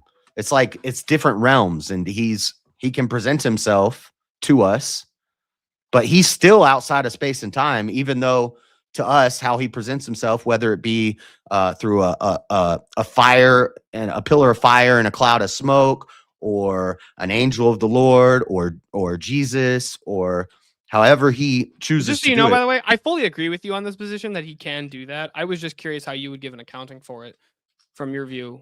Yeah, it's Since you're tough. since you don't believe in monarchical Trinitarianism. I'm not even sure what that means, but maybe I do That believe the in Father is the sole cause. He's the sole. He's the sole arche. that. There's a hierarchy. Yeah, there's a hierarchy within the Trinity. I do believe in that. Yeah. Okay, so The okay, Son I was just submits curious. to the Father. Okay, But I thought that was heretical from the Orthodox perspective, but maybe no, not. Okay, cool. at least not that I'm aware of. I don't think. I'm pretty sure it's not. But Well, basically, back to the point of the passions. So the whole concept of the passions versus the virtues, that also would have to entail that you can freely choose to do either. Like, so you realize salvation has to be participatory. Otherwise, it can't be a universal thing. it's not a universal thing. No, is it possible for anybody to achieve salvation? Can anybody do that? No. No. Nope. Not if their father is Satan. No, that's not what I'm saying. I'm saying, can any person? I'm saying Choose there to were come to people who Christ. were predestined to be the pot that is made for destruction, or So the then that makes God the author of evil. If God creates evil, then you're giving evil a positive ontology. if that's the bullet that I have to bite, because that's again, that's something that I've always struggled with. That would be a dualist position. So like you're like from your view, it would have to be that like the good and evil are battling each other. Again, God is the author of everything. And if God writes a story where something bad happens, that doesn't make him bad. It would be the intentionality behind it. You couldn't separate it. The intention is the good. No, the intention. What we mean for good, he means for evil. See, I know we're out of time, but yeah. So that would wrap up the hour of open floor, and I see there seems to be a little bit of iron left there to sharpen. Just keep in mind. Panel, I think. Keep in mind there's the 30-minute Q&A as well, and yeah, you could put it into the open panel if you wanted. But do you guys want another 30 minutes of open floor? Or? I don't want 30 minutes, but there is one thing I want to touch on that we didn't. Do like 10? Maybe 15 minutes then? How about 10 is fine. 10? You want another 10 minutes? Yeah. You good with that, Steelborne? Yeah, that's fine with me. Okay, we'll I feel like to be fair, I've been really heavy on the internal critique of JS position. If you want, I'll just answer questions. Yeah. We'll give another 10 minutes then, and then even if you guys feel like you need the other 20, just let me know at the end of the 10, right? So go ahead. Yeah. Because I'm the negative, and I haven't been, doing a great job of tearing down free will. But I've kind of, I know you challenged me to this, so that's why I said I kind of feel like I should have been the affirmative. But it's fine. I just want to talk about one thing, and this is a point I always make. I don't know if you've heard me make it before, but when we talk about good and evil, this is from our human perspective, and we're not God, so we don't really see. This is why the tree of the knowledge of good and evil, Adam and Eve were not supposed to eat of that. Once we know what good and evil is, we start judging and we start playing God. We start pretending like we're God and like we know what's good and evil. And that's not our job. How does that follow? I just explained it. We weren't supposed to eat of the tree of the knowledge of good and evil. Well, the only reason we weren't supposed to do that is because God said not to. The Adamic covenant was so it was wrong. God's command. Right. So it was wrong to do it. Yes, it was wrong to do it. Okay. But now that sin and death has entered the world, making judgments about what's good and evil if you have a standard for that, your standard that you're appealing to is God. How is that wrong? Right. Your standard has to be to judge it from God's perspective. And we can't really do that sometimes because our minds are corrupted, our body's corrupted. So what Okay, I can point you give me a to, scenario? well, hold on. Let me just it's called computational irreducibility. And it's the idea that we live in the present. God is outside of time. Wicked Wally. We live in the present. God is outside of time. What He's we also inside time, right? the reason we need to think that we have free will and we can judge what's good and evil is to learn. So when we see a murderer, when we see a Jeffrey Dahmer, and then we lock him up in jail, it shows the whole world, don't drill holes in people's heads and have sex with them, or you're going to go to prison and get sodomized to death. But that So- doesn't mean that it's that doesn't because we imprison him, that doesn't entail that it's actually wrong, right? Because we imprison him, it again, it's up to God if it's wrong or right. Yes, Like- but did God also make it so that we can know what's wrong or right based on revelation? Like he gave us a standard to appeal to. Yes, through him. But I think so. Can like if God says like don't do X thing, and then we do X thing, can we say, hey, that's evil, you shouldn't do that? yes, we That's should. making a value judgment from the But when- perspective of God. So when God lays out these laws, it's because he knows that we're lower and that we don't see things the way he does. So he makes a law.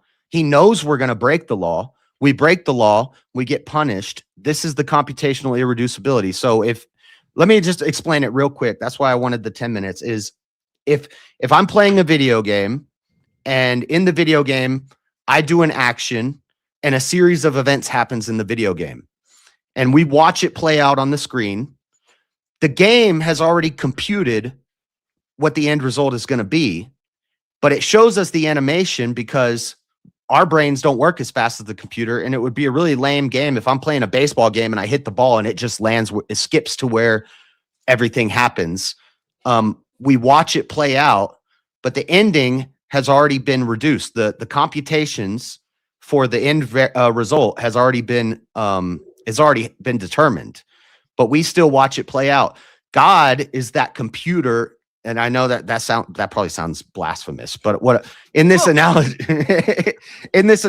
God is the computer that can reduce every atom in the universe. Is he the computer or the programmer?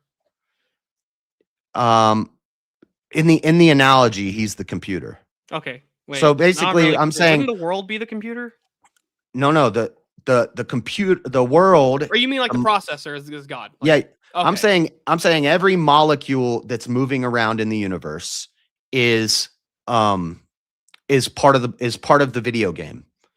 And God is the program that already knows where every molecule is going to go before it goes there. And I guess he's also the programmer too, sure, because he also designed the game. So he designed the game and he's the computer that knows how everything's going to play out before we can, but we have to watch it play out. So we're in the game. We're the things that are watching it happen, but he already knows what's going to happen and he designed it and he created it and he programmed it.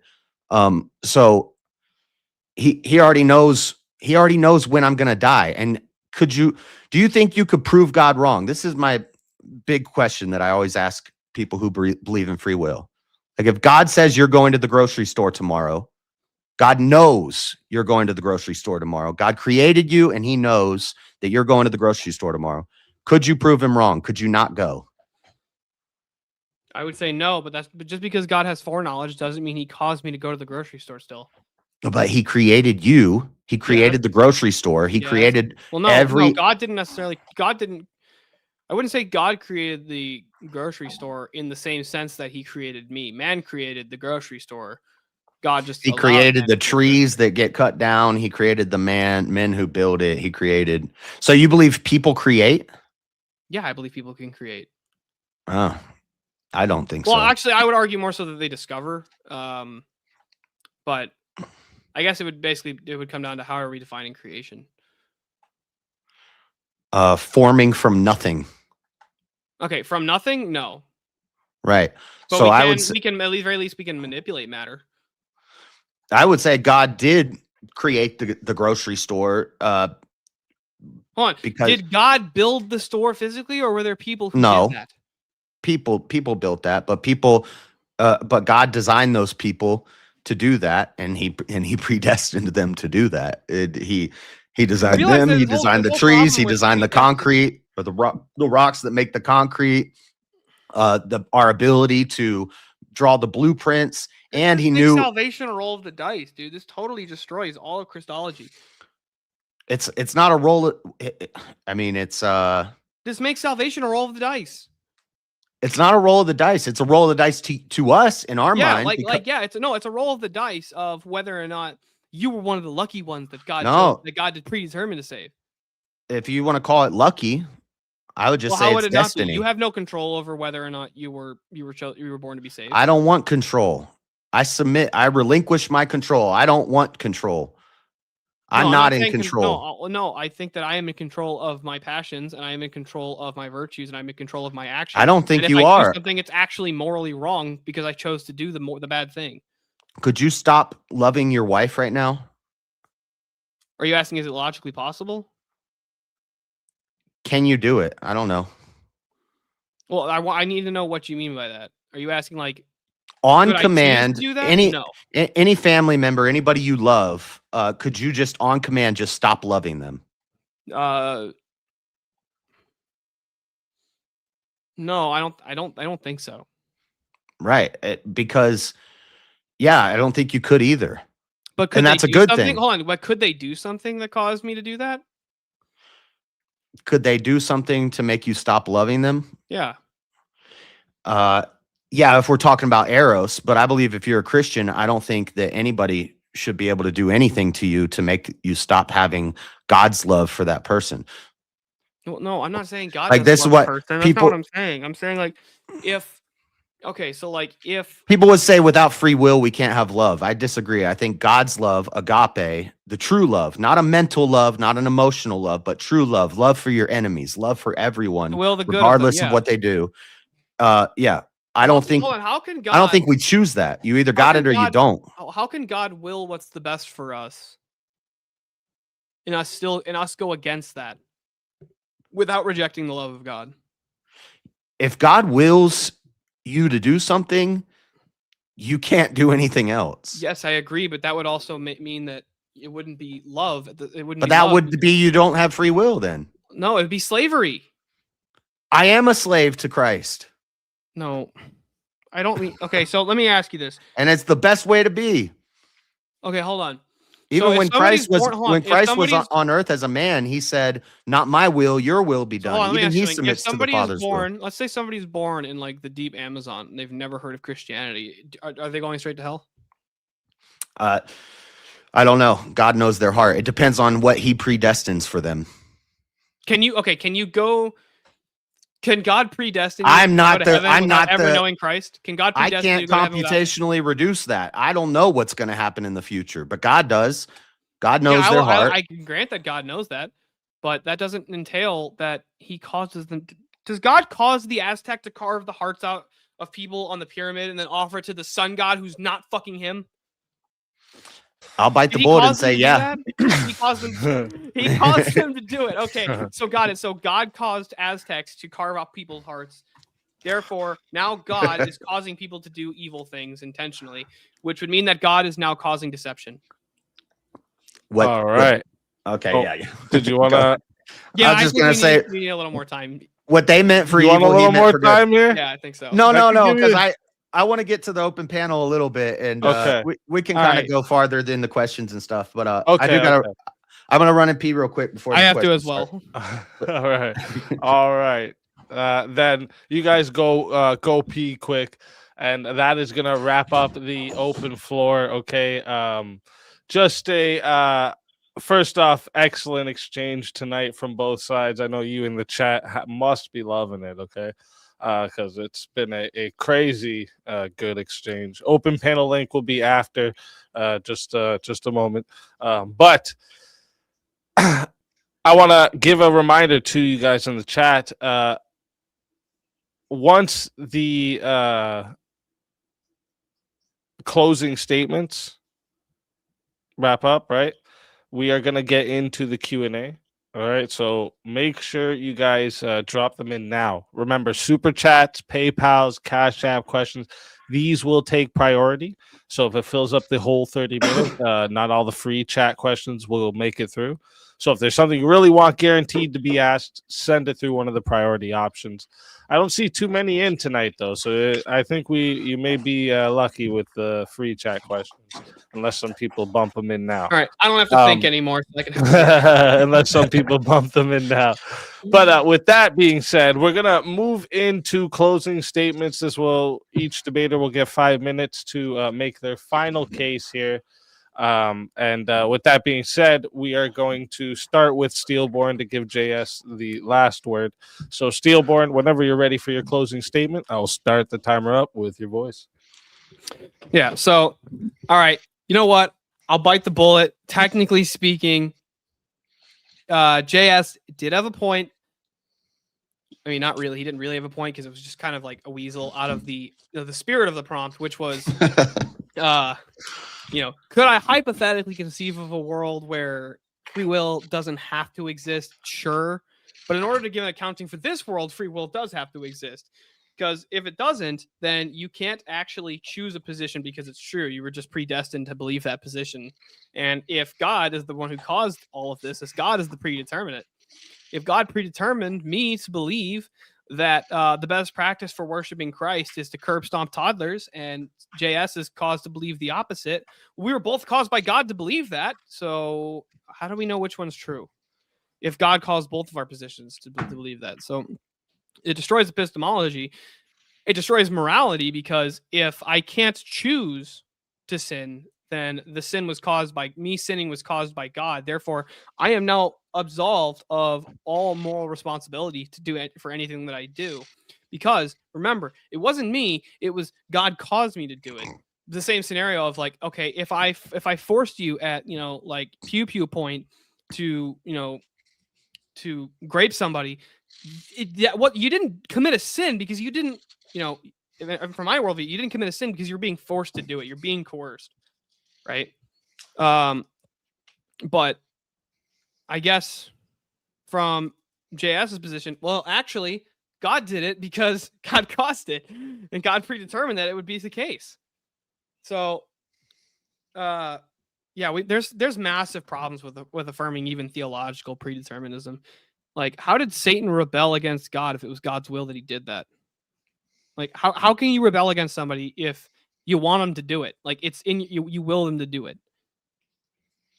Like, let's say, I'm like the general of an army, and I will my soldiers to mutiny and, put me to death by firing squad. Well, did they actually mutiny? Because I actually wanted them to do that. So they actually did follow my command. They did follow my orders. So there's massive problems with predeterminism. Look, here's my extension. JS, abandon this dumb position of predeterminism. Come to the one true church. Go to divine liturgy. Clean out your noose. I promise it will make free will make much more sense if you go to an actual divine liturgy and don't listen to Pastor Bob, who tells you that you got to be frying in the good oil or whatever it means to fucking achieve salvation in their view. Come to the one true church. I'm not saying that you're going to hell though, because you're not an Orthodox Christian. We would never make that claim. I don't know the salvific state that you're in. Couldn't possibly know that, but you don't have the fullness of the truth. You should come to the one true church. And with that, I'll end my closing. This has been a lot of fun, JS. I'd love to debate with you on other topics though. You're a fun debater. All right. Thank you for that closing statement.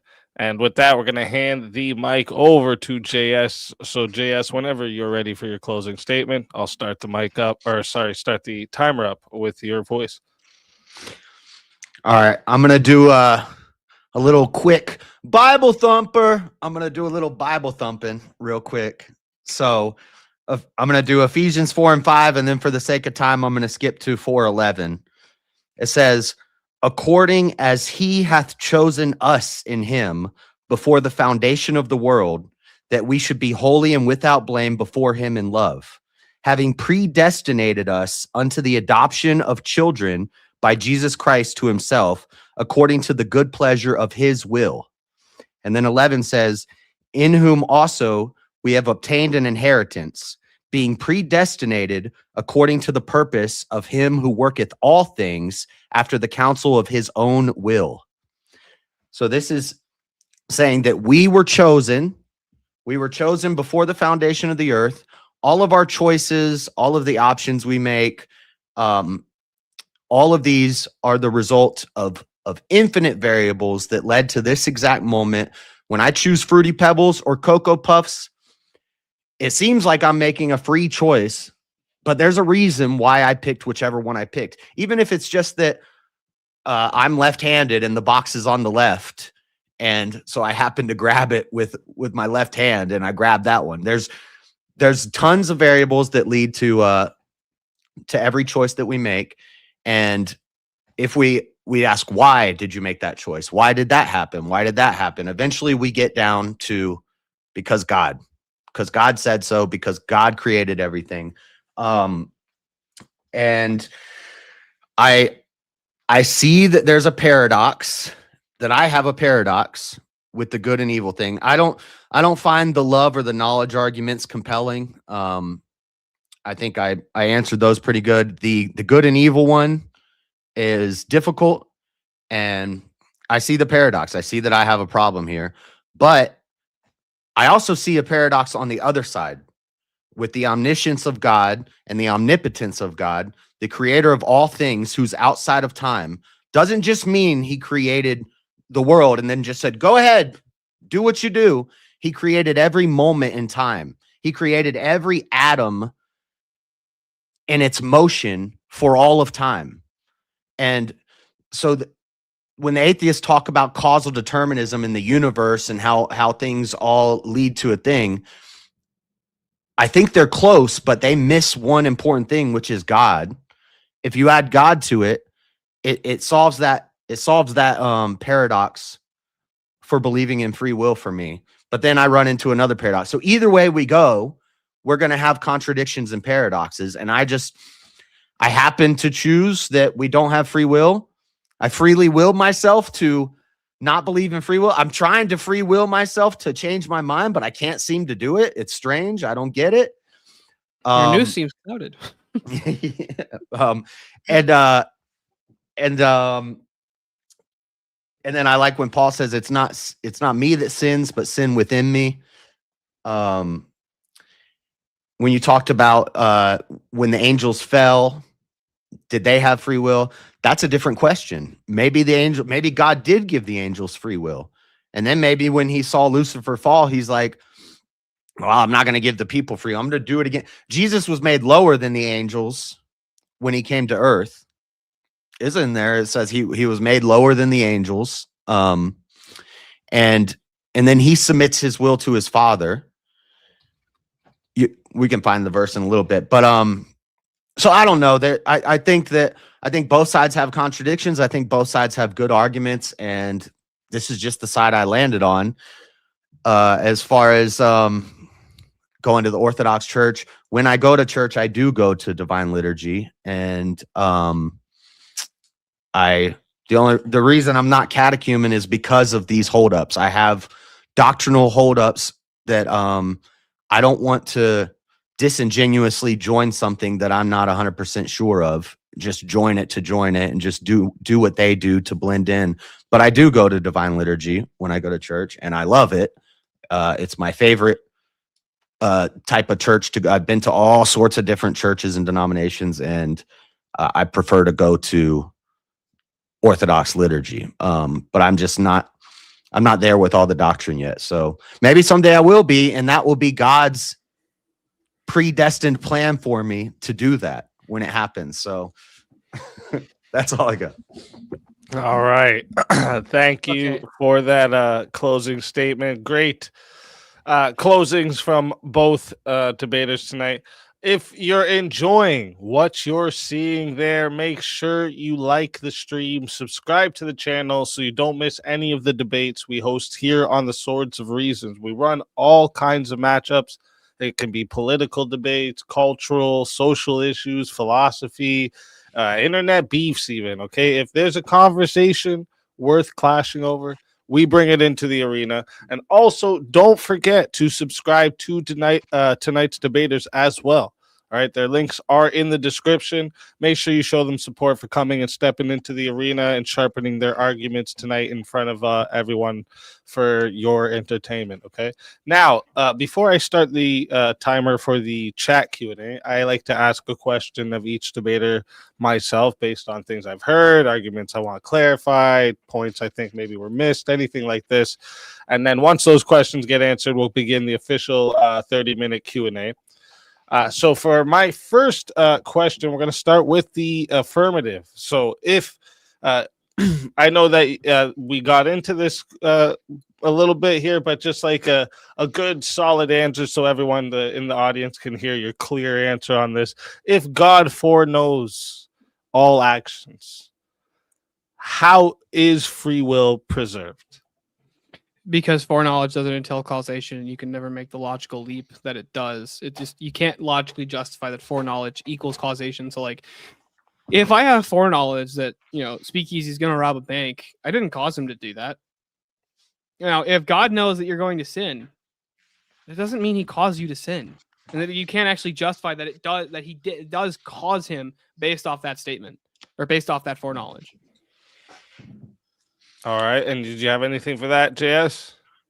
I would say the foreknowledge is only addressing the omniscience. I believe in an omniscient, omnipresent, omnipotent God, which means he's everywhere all the time, knows everything, and has power over everything. Is it possible that God could relinquish that power on earth to let us roam freely? Yeah, it's possible. I just don't think that he did. Or you don't think that God chose to limit himself? At least, okay. So at least not all the time. So maybe I've heard the argument for injured will before, which is that, or some people will say, sometimes we didn't even get into this, but do you have free will when you're unconscious? Most people will say no. So if I knock you unconscious, that means I can take your free will from you. And you don't know when that's... No, I wouldn't say no, you don't have free will when you're conscious. I would say you still have free will. You can't actually engage with it. Because you can't make decisions when you're unconscious. But so from my view, free will is not like a conditional thing. It's an ontological part of human beings. It's part of the ontological makeup of you being made in the image of God. You have the ability to freely choose. Can God at any moment take over somebody and use them for his will? Not against their will. Why did Mary have to? Why did Mary have to? Why did Mary have to say that she was okay with? I'm not saying that he did that with Mary, but the story of is it Balaam? Balaam, the Spirit of the Lord comes into Balaam and speaks through Balaam. That's Balaam's ass when the donkey starts talking to the king, and then it says the Spirit of the Lord came into him and spoke through him. Yeah, but that doesn't actually entail that he was against that. He was against that. He ends up getting killed later by God because he's a real jerk. but so if at any moment God could do that, then you only have free will when God decides you have free will. And if he can take it away at any moment, is it really free? You're still a slave to God. So let me get this right. So you don't have free will because at any moment I could put you in handcuffs? Yeah. If I could take your free will. What fuck of an argument is that? All right. So my next question for you, Steelborne, is: could love still have value? Because you had brought up love and morals. Could love still have value if our earthly nature strongly determines our choices? So basically, is the question if determinism is true, can love still work? Yeah, basically, yeah. If No, it can't work. Love has okay. to be both freely It given couldn't and have freely value at all. Is basically well, it wouldn't even exist. So how could it have value? okay. Yeah. Okay. That's I would say, and actually, this when I think about this, that actually makes what you were saying about passion make sense to me because I believe true love is dispassionate, and that agape, not storge, not philia, not eros. These are all mental, worldly, emotional loves. These are fake love. That true love, God's love, agape, transcends all of that, and that we don't choose it. How is it fake love? That's what I don't get. Is you keep saying like if it's not agape, it's fake love. Because it's worldly. So is everything in the world fake? I don't mean fake as in non-existent. I'm just saying it's not God's love. It's I would agree that it's not God's love, but how is it like a mother loving their child? How is that not true love? Okay, let's not say fake love. Let's say I don't know, subpar love or I don't know what it's like it's not as strong as God's love for us. I don't even think that. I think it's almost like illusory. It's just it's based on passion and feeling and your mind and stuff, and that it's not that true love is dispassionate and it's higher than I don't know what a good word is, but that love, agape, we either have it or we don't, and it's not up to us. You can't just make yourself love your enemy. I agree that you have to that's a virtue that you have to practice. But okay. I'm just All right. I'm confused about the position. So no, I don't think free will adds or takes away from love, true love, agape love. If you didn't freely choose to love somebody and you didn't freely choose for them to reciprocate the love, how is that not slavery? I love my enemies, but I don't freely choose to love my enemies. Sometimes I might want to whoop their ass, but do you think that's what's best for them? Maybe, but then you're still loving them. I know I could do that out of love. Hold on. If a man locks a woman in his basement and basically forces him to love her at gunpoint, does she actually love him, or is she being coerced? Does she have a choice in the matter? But that's well, I don't think that you could force somebody to love you. So that doesn't within the realm of she could say she loves him and she could do lovey-dovey stuff. She could cook him dinner and sleep with him so that she doesn't die. But I don't think you can. Yeah, it's not actually love because you're being forced. Or eventually she could develop Stockholm syndrome and actually. That's not the same, and you know it. Well, no, but she could actually have like a worldly love for him. She could. There are captives who fall in love with their captors. I know what Stockholm syndrome is, but that's not what I'm saying. I'm saying, could you force someone to love you? If the answer is no, then if God predetermines you to be in line with him, then he's forcing you to love him. No, the author who writes... Could you have chose differently than what God predetermined? Could you have chose differently? No. Then it's force. Okay, then it's force. So God's forcing you to love him. God made me to love him. But he created me that he created me that way. Predetermined to love him. So he's forcing you to love him, which is a contradiction. He's forcing me. So now God's nature is contradictory? If you want to say he's forcing me to do it, I'm saying he created me to be this way. Well, could you do anything else? Or are you forced to do what you're predetermined to do? That's why God is the great authoritarian. And that's why I'm just a slave. God is the great authoritarian. God forces you to love him. Wow. All right. I'm just a character in a story. So my questions for you, JS. My first one is so if no one could choose otherwise, you couldn't have chose otherwise to do it, right? How can anyone deserve a punishment? That's the computational irreducibility thing. We hold people accountable in the world. So if I made a bad choice when I was younger, it's going to affect my whole life. I'm going to be held accountable by the world for the rest of my life. But as a Christian, I have to realize that was something that seemed bad, but it was necessary. It was something that had to happen. It was something I learned from. It's so that we can learn, because we learn as time goes on. We learn things, but God already knows. So what seemed bad, like I did something bad, was actually a necessary thing that I had to go through to get to where I am. And so the accountability is just a worldly idea that, yeah, that's screwed up. It's going to screw up your whole life. You're going to go to jail. You're gonna, or if you steal from somebody, you might get shot by them. The world will hold you accountable, but Can you choose to be a Christian? no. Okay. You think you chose to be a Christian, but God created you to be a Christian. All right.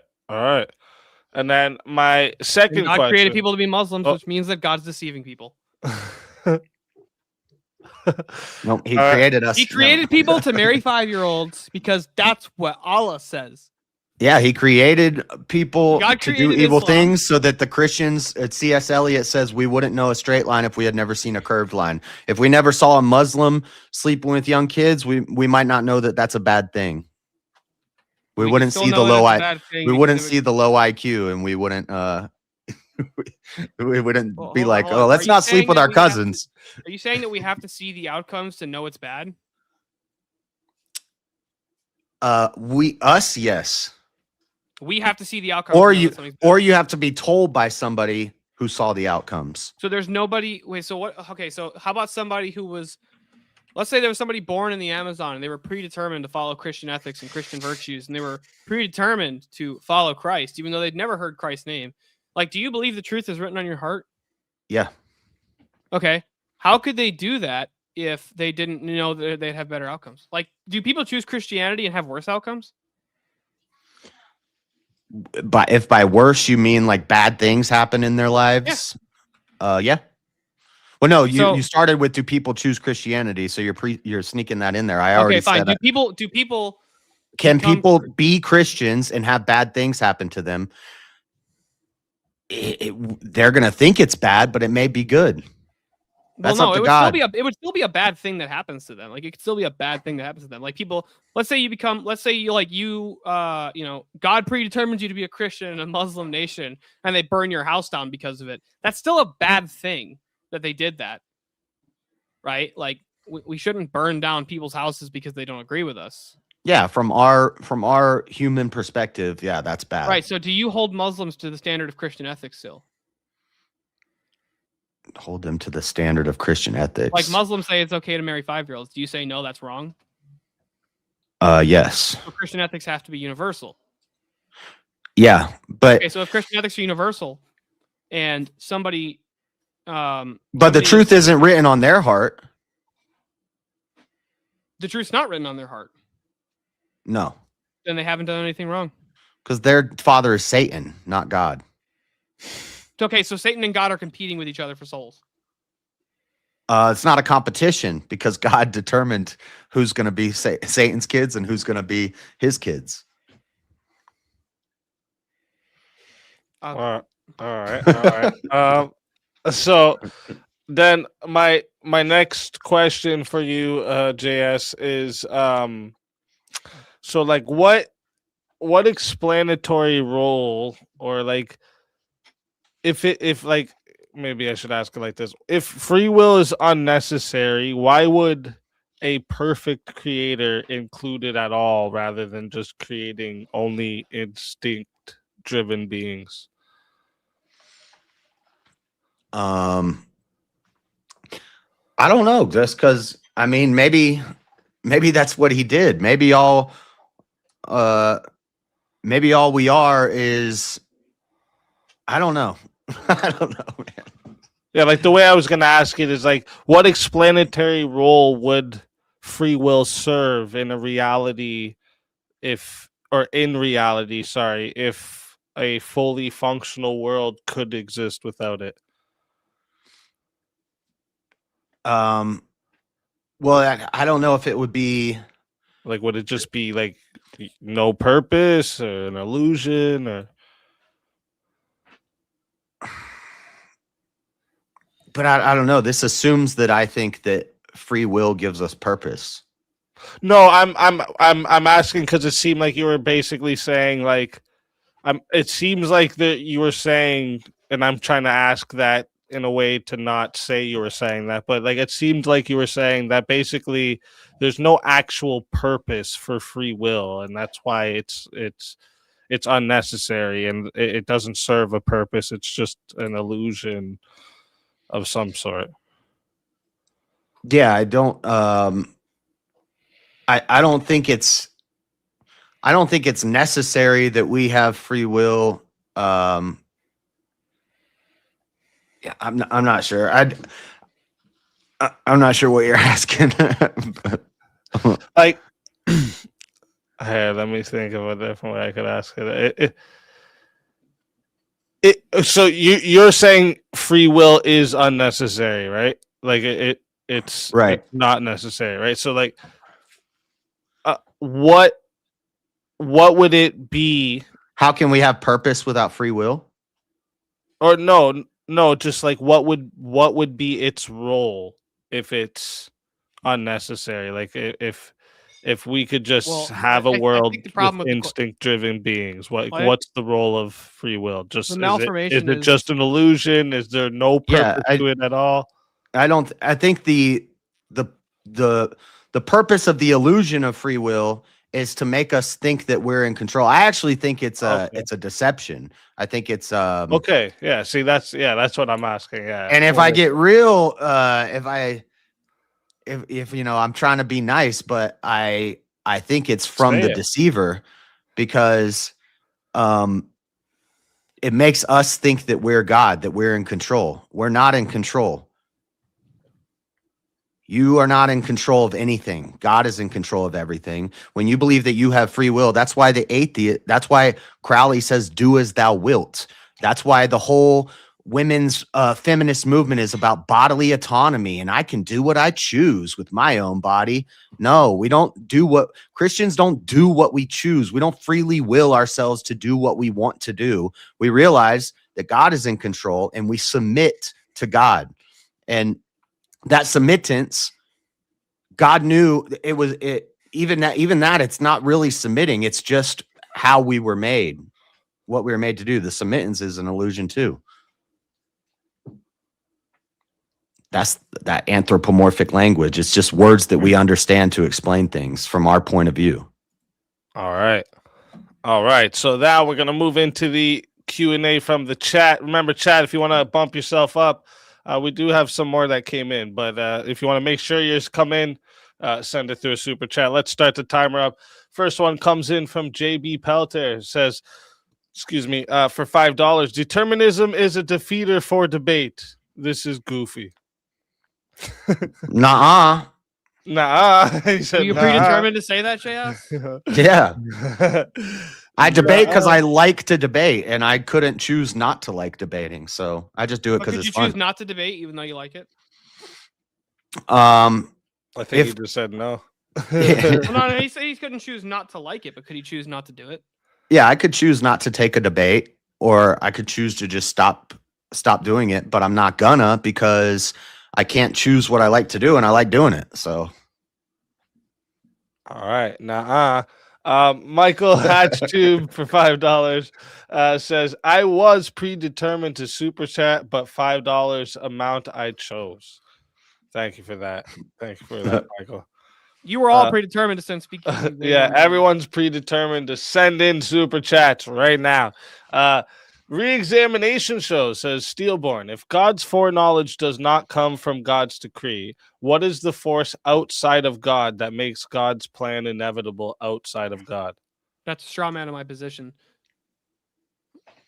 Okay. So I believe that You God wanna has correct me? foreknowledge and that God makes decrees, but just because he has foreknowledge of what we'll do doesn't mean that doesn't entail that he caused us to do the thing. Okay. All right. And next There is one no comes force outside of God. next one comes in from Airborne. What does that say? Airborne Animal.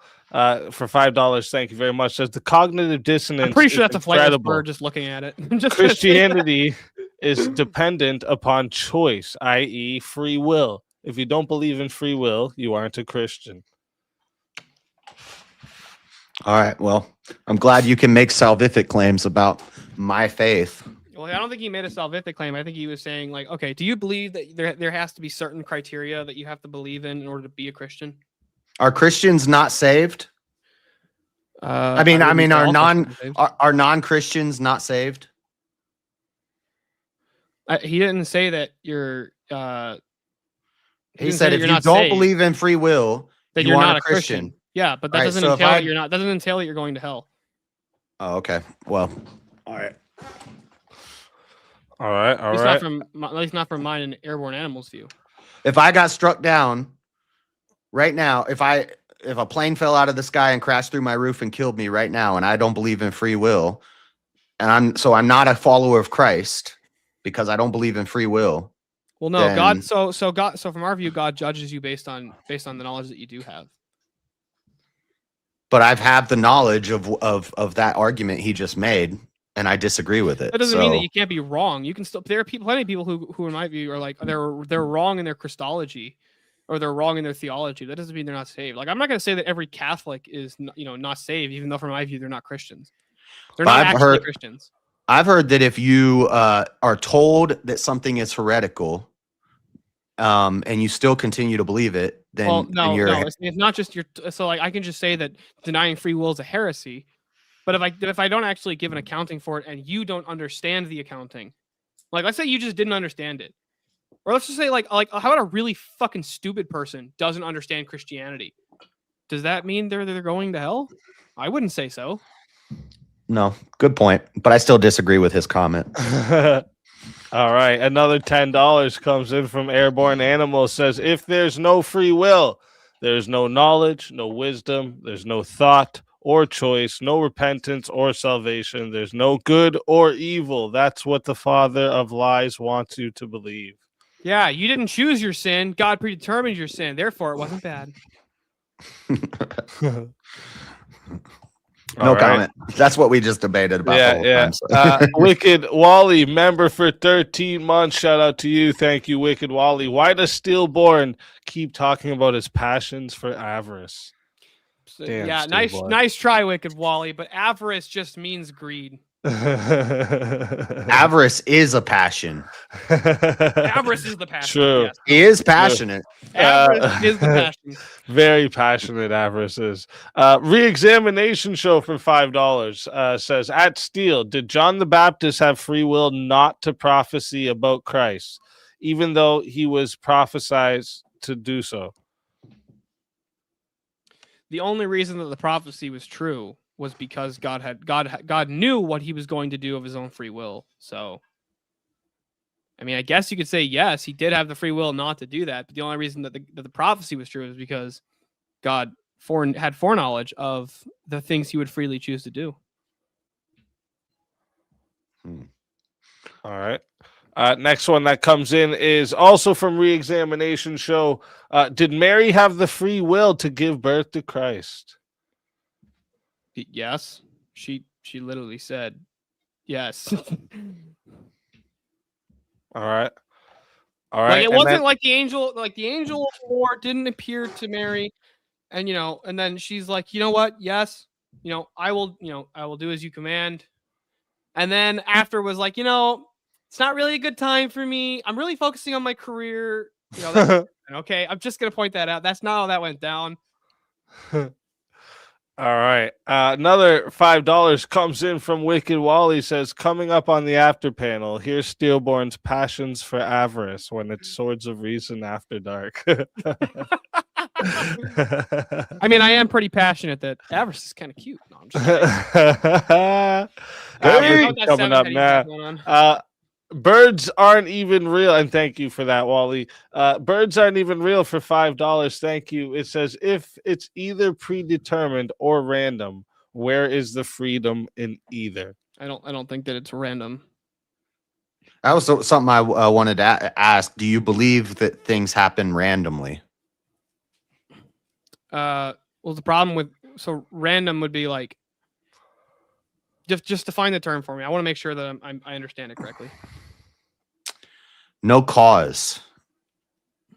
Or I think you're going to say no, and you need to say no. Does anything happen without a cause? Well, no, I would have to say no because yeah, if things can happen randomly, if there's randomness, then that would defeat free will. I also don't believe in I don't really believe in randomness, but yeah. I think that things can appear to us as random, but that doesn't mean that they're actually random. And things can appear to us as freely chosen also, but they aren't. All right. We got a $5 comes in from Michael Hatchtube. Says Job spoilers.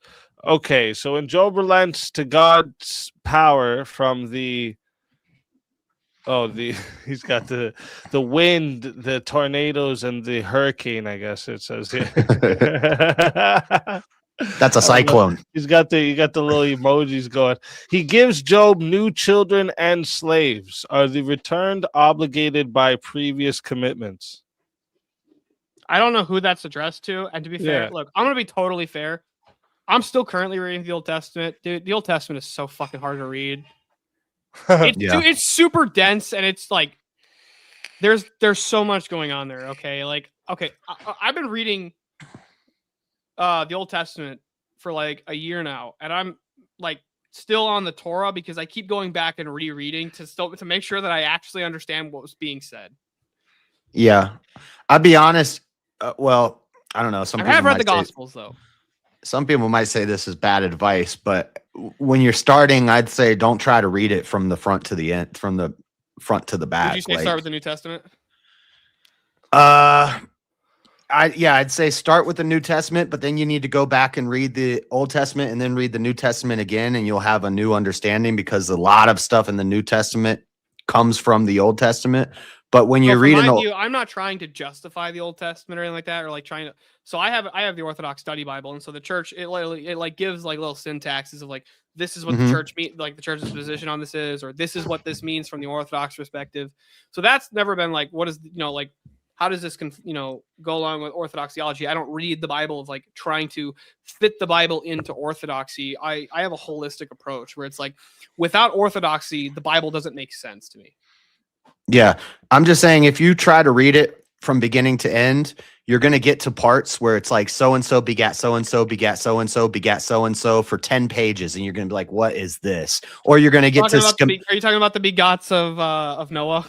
Yeah, the begats, they're all throughout. They're in Chronicles, they're in King, they're all throughout there. And it gets really, it's like a trudge. And then you're going to get to the schematics for the temple. And it's like 5 pages of blueprints for the temple. And it's like, so it's not a chronological like book. It's not like a Harry Potter book. You can kind of it's not like a Harry Potter book, he says. All right, so that is all for super chat. So we're gonna get into the Q&A questions here. Remember, chat, if you want to bump yourself up, just go ahead and send in a super chat. First one comes in from Reexamination Show. Said Steelborne, could Adam have rejected Eve when God introduced her to him before the fall? He's just asking all these questions, like all the rejections. So I'm trying. So what I need to understand what you mean by reject. So it's like, could he have said like? Yeah, I think he's asking like, could Adam have said no? I'm not going to eat from there too. If that's the question, yes, that's ultimately the church's view on why the fall happened. It wasn't because Eve was deceived, but it was because Adam basically he gave in to her. He knew that it was wrong. Yeah, but all these questions he's asking, there's thousands of them in the Bible. Could Abraham have not taken Isaac up to the mountain? Could the Pharaoh have just released the Israelites right away? Could There's tons of questions like that. Oh, could Peter have not he lied? have refused marriage to Eve? Sorry, okay, could he have refused marriage to wrong. Eve?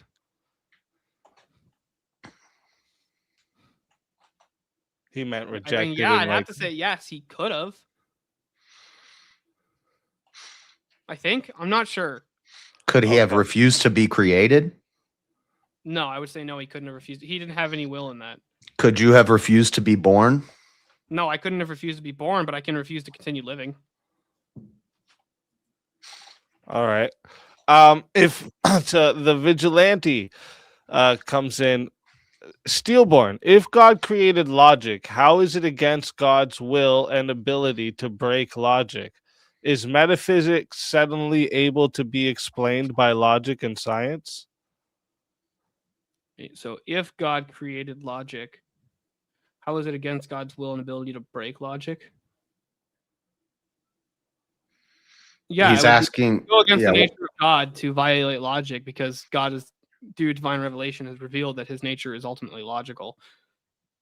yeah. Like, It's basically God can't a create a rock complicated so way heavy of saying, can God make a square circle? Can God make a rock so heavy he couldn't lift? And it's like, no, that would be contradictory to his nature. So God can't contradict his nature. The reason why God can't violate logic is because he won't do it, and he won't do it, or he can't do it because he won't do it. Right. And is metaphysics suddenly able to be explained by logic and science? Well, logic is metaphysical, so no. But metaphysics can be explained by God. All right. Rowdy Gowdy comes in and says to Steelborne, if you could, would you limit free will for people that you know are going to make bad choices? No, at that point, I'd be playing God. Well, it depends on what you mean by limit free will. Like, are you saying on an ontological level, I limit their free will? Or are you saying Lock that- them I in think jail. That's like what throw he them in means. jail? Because if like I throw them in jail, I'm definitely limiting their choices, right? And like My guess is he means like if you had the ability to like limit their choices. like ontologically, no. Yeah. I think Like if you Like could to go back in determine time. Well, I mean, I think would he's you saying go? like if I could I like would I like like take away from man? It's Yeah, kinda like like if you knew somebody was going to be a murderer, would you take away their choice to want to murder? Or would you kill baby Hitler? That's a good No, way I of, wouldn't kill baby Hitler. That's actually probably the best extent of the Yeah, that's the question best there. example. No, I wouldn't kill baby Hitler. And then also from Rowdy Gowdy comes into JS. Is there proof we don't have free will after life? Is there proof we don't have free will after life? Oh, so he's trying. I guess he's saying like, because when I say if somebody is killed, they would lose their free will, and he's saying, is there any proof that just because you kill somebody, they would lose their free will? Yeah, like so. I think he's basically asking saying, you like, after life here, is there? Yeah. You also Like- think that it's no free will. like, do you have after? the option? Let me ask something. Like, okay, do you think that when you die and you go before Christ, could you reject him? Like, could you choose to do that?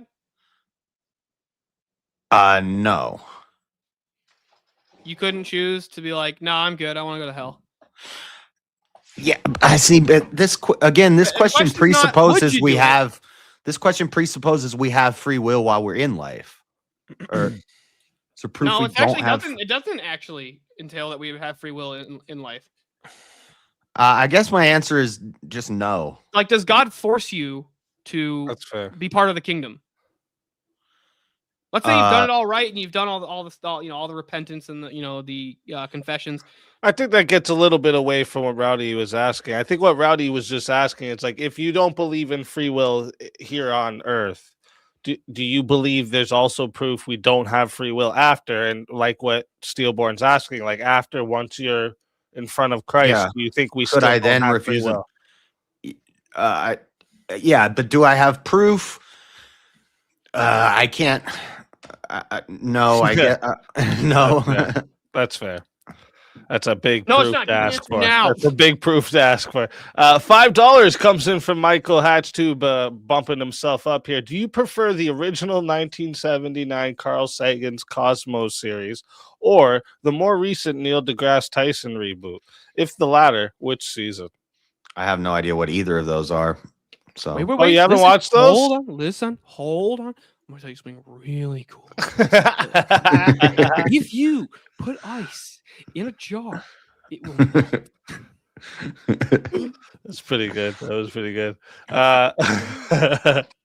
Thank you for that, Michael. The next question we have here is from the Vigilante coming in again. Steelborne, you can Pavlov a human, so can't you use your same logic towards animals and knowledge towards humans? You can Pavlov humans, but I don't. But the question I think is like the question. The point of Pavlov was just to determine, do animals have pattern recognition? Even JS and I both agree that animals don't have like a soul. They don't have like free will, but they can recognize patterns still. Even if they don't understand the pattern, they can just still recognize that a pattern exists. So, yes, humans can recognize patterns too. All right. Next one that comes in is from SD Guy. Says, JS, didn't God give Adam and Eve free will, which is what brought about the fall from Eden? No, he didn't, because another one of my arguments against free will, well, there's one definition of free will. My definition of free will would be the ability to make choices without outside influences, separate from, independent of outside influences. God didn't give Adam and Eve free will the same way a father doesn't give their child free will to play in the street. But so he commanded them, do not eat from this tree. But they were influenced by the deceiver, and then they followed Satan's will rather than following their father's will. If the serpent had never came, then they wouldn't have eaten from the tree. They didn't freely will themselves to do that. They followed the influence of the serpent. And then Adam followed the influence of the woman. Yes, and if you never brushed your teeth, you'd have a bunch of cavities, but that doesn't mean that you don't choose to brush your teeth. Like, that doesn't answer the question. There's a consequence, and that's another. I think the issue here is just the word free in free will, because free has two meanings. And that's another thing I say is that it's also got to be outside of consequence or benefit. If there's a consequence or a benefit to my decision, it's going to influence my choice in making that decision. So I'm not freely making the choice. If I know that if I punch somebody in the face, making the choice. No, because if I want to punch somebody in the face, but I know I'm going to go to jail, so I don't punch them in the face. To choose one outcome over the other? Yeah, but that doesn't mean you still didn't freely choose it. What if both decisions are beneficial? If both decisions are beneficial, then I'm going to choose the more beneficial one. No, they're equally beneficial. The influence of which one is.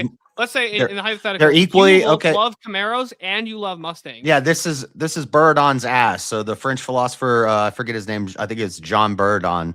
But he said if all variables are the same, then the will cannot break the deadlock. It's only when if the scales are equal, you can't choose one or the other, because so let's say you equally loved a Mustang and you equally loved a Camaro. Like equally, like you both thought, dude, these are like both, either of these are my dream car. Like I love both of them. And I was like, held the keys in front of you. It's like, you pick. Both of them have 0 miles. They look just like they did when they roll off the lot from the factory, right? You love both of them equally. Can you still fucking pick one of them? Yeah, but I'm going to weigh, there's going to be tons of variables. Equal. If all else is equal, then when I pick one, it's not going to be freely chosen. It's going to be random. And if it's random, then it's not free will. No, how is it random? Because I'm just going to randomly pick one. Why is it random? Like I may pick the Camaro because I like the way the random name doesn't exist. We agree random doesn't exist. But your example was bad. It would actually be two identical Mustangs. Because if you say a Camaro or Mustang and everything else is equal, I may just like the name Camaro better. Okay, fine. So Let's do two Camaros. Two Camaros. Two Camaros, color, same year, same engine, same specs, everything. If all else is equal, then the deadlock can't be broken unless it's random. I'm going to randomly flip a coin to pick one. Why do you have to flip a coin? But then whether the coin lands on heads or tails isn't truly going to be random. Right? It's not random. I know. So, but it's going to be based on the coin toss. That would still be you making a decision based on the coin toss, which would be you freely chose to flip a coin. rather than fucking, I don't know, play rock, paper, scissors or fucking do eeny, meeny, I miny, didn't freely choose to flip the coin. I flipped the coin because I couldn't choose any other way. You couldn't you have played eeny, meeny, miny, mo? I'm playing But you said eeny, you meeny, flipped the miny, coin. Didn't mo. you choose which one? I'm playing eeny, meeny, miny, mo So you because chose which method to I determine have which no one other you were way gonna to go with. decide. So you still chose the methodology in figuring out which one you want or which one you're going to go with. But why did I choose that method? Why did I choose to flip the coin? Instead of playing eeny, meeny, miny, mo? I don't know why you chose that. Maybe you had a coin in your pocket and you Because didn't know eeny, meeny, miny, mo. because I couldn't base it on anything else. You 'cause could it have was played equal. eeny, meeny, miny, mo. So I was determined to flip You know the what I'm talking coin about, because right? I couldn't. Eeny, meeny, miny, mo. I know what eeny, meeny, miny, mo Okay. is. Catch a tiger by the toe. Okay, exactly. Okay, And if okay. he Field hollers, one, you let got the him tiger go. now. And How do you that's know- also not random either. If you only have two options, you do eeny, meeny, miny, mo. It's just whichever one you didn't start on is what it's going to end on. So. Okay, you played spin the fucking bottle, or you fucking did the Okay. fucking spinner. But why am I going to this random method of choosing? It's because I couldn't choose Did you based off choose of to do that one. But why am I choosing that? Why are you choosing that method? I don't know. That could be arbitrary. What is the cause of that choice? The cause of want that one of choice is I couldn't pick between them. So I had to go to that. You've never So seen somebody where they're so like, I was- "Ooh, I don't know which one I want to do. So Do I I was want to go see influenced. Metallica or do I want to go see Megadeth?" There was You a never seen anybody chain. where it's like, I have equal opportunities to do something I really want on both of these. Why do I even want a car? Because you fucking want the free car. You're retarded not to Because want the free car. because I desire a free car, or I need it to get to work, or I need it to drive somewhere. Do I freely choose what I want and what I need? No. Well, hold on. Who says you win a fucking contest? You win a trivia on a radio show just because you wanted to do the fucking trivia. And they're like, okay, now you get to pick from these two. Wait, cars. why did I want to do the contest? Because you thought it was fun. Why did I think it was fun? Because you enjoy trivia. Because of how I was raised, the culture that I grew up in, my surroundings, my environment, countless variables led to me thinking that it was fun to do a radio trivia show where I possibly win a car. Now I can't pick between the cars, so I flip a coin. All of this causal chain, you can go back and back and back and back. Why? I can keep asking why. You think so? You keep saying this. Let's do that. We don't want to do that. It would take all day. Let's save that for the open panel. I don't think Eventually, I'm going to get to your grandparents had sex and made you, and then I'm going to say why. Clayton, Grant, Gordon, thank you for the $1 super chat. I appreciate that greatly. Next question that comes in the Q&A here is from Mrs. Foxworth. If God calls something sin, doesn't that imply we had the real capacity to choose otherwise? If God calls something sin, doesn't that imply we had the real? So sin is lawlessness. No, sin is doing the opposite of God's will. You're missing the mark. You're doing you're not doing what you ought to do. Okay. Well, I believe it's in John. It says Why that would there it's be a name for sin if you didn't have a choice in the matter? Why would that? I think sin is defined. Where we get the idea of sin is in the Bible, and the definition is lawlessness. No, the definition of sin is not law. Because sin is the law. That's what that means. Like God's will is the law. Well, sin is the opposite of. Yes, I'm saying Yeah. like if God's will is the law that man ought to follow. So if you violate, if you're sinful, then you are technically on that from their view lawless. But they were also theocracies. So. Yeah, but I think that you can be influenced to break the law, whether or not you abide by the law or break the law doesn't have to be dependent on free will. Okay, I'm really broke, right? I'm really broke. Why don't I just go and rob a convenience store with a mask and nobody would ever know that it was me? Because your Because I'm a Christian, I desire know that I ought not do that. your desire to not break the law outweighs your desire for food. You're hungry, you're starving, and you want to eat. You want to rob a store to get some food, but your desire to be virtuous outweighs your passion or your need for food. So,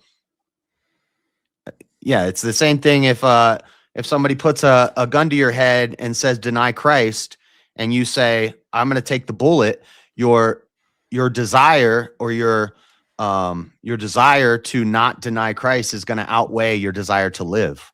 Denial would entail that I have a choice. Can't All deny right. something if you didn't have a choice in it.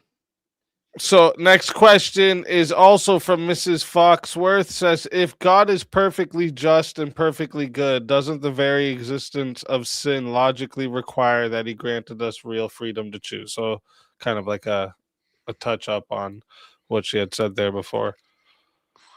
It's the freedom to choose.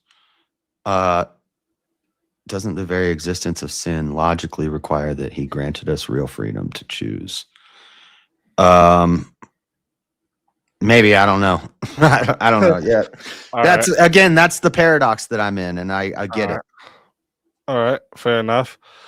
Vigilante comes in with another one. Steelborne, if a dictator holds a rigged election, do you have a choice or the illusion of choice?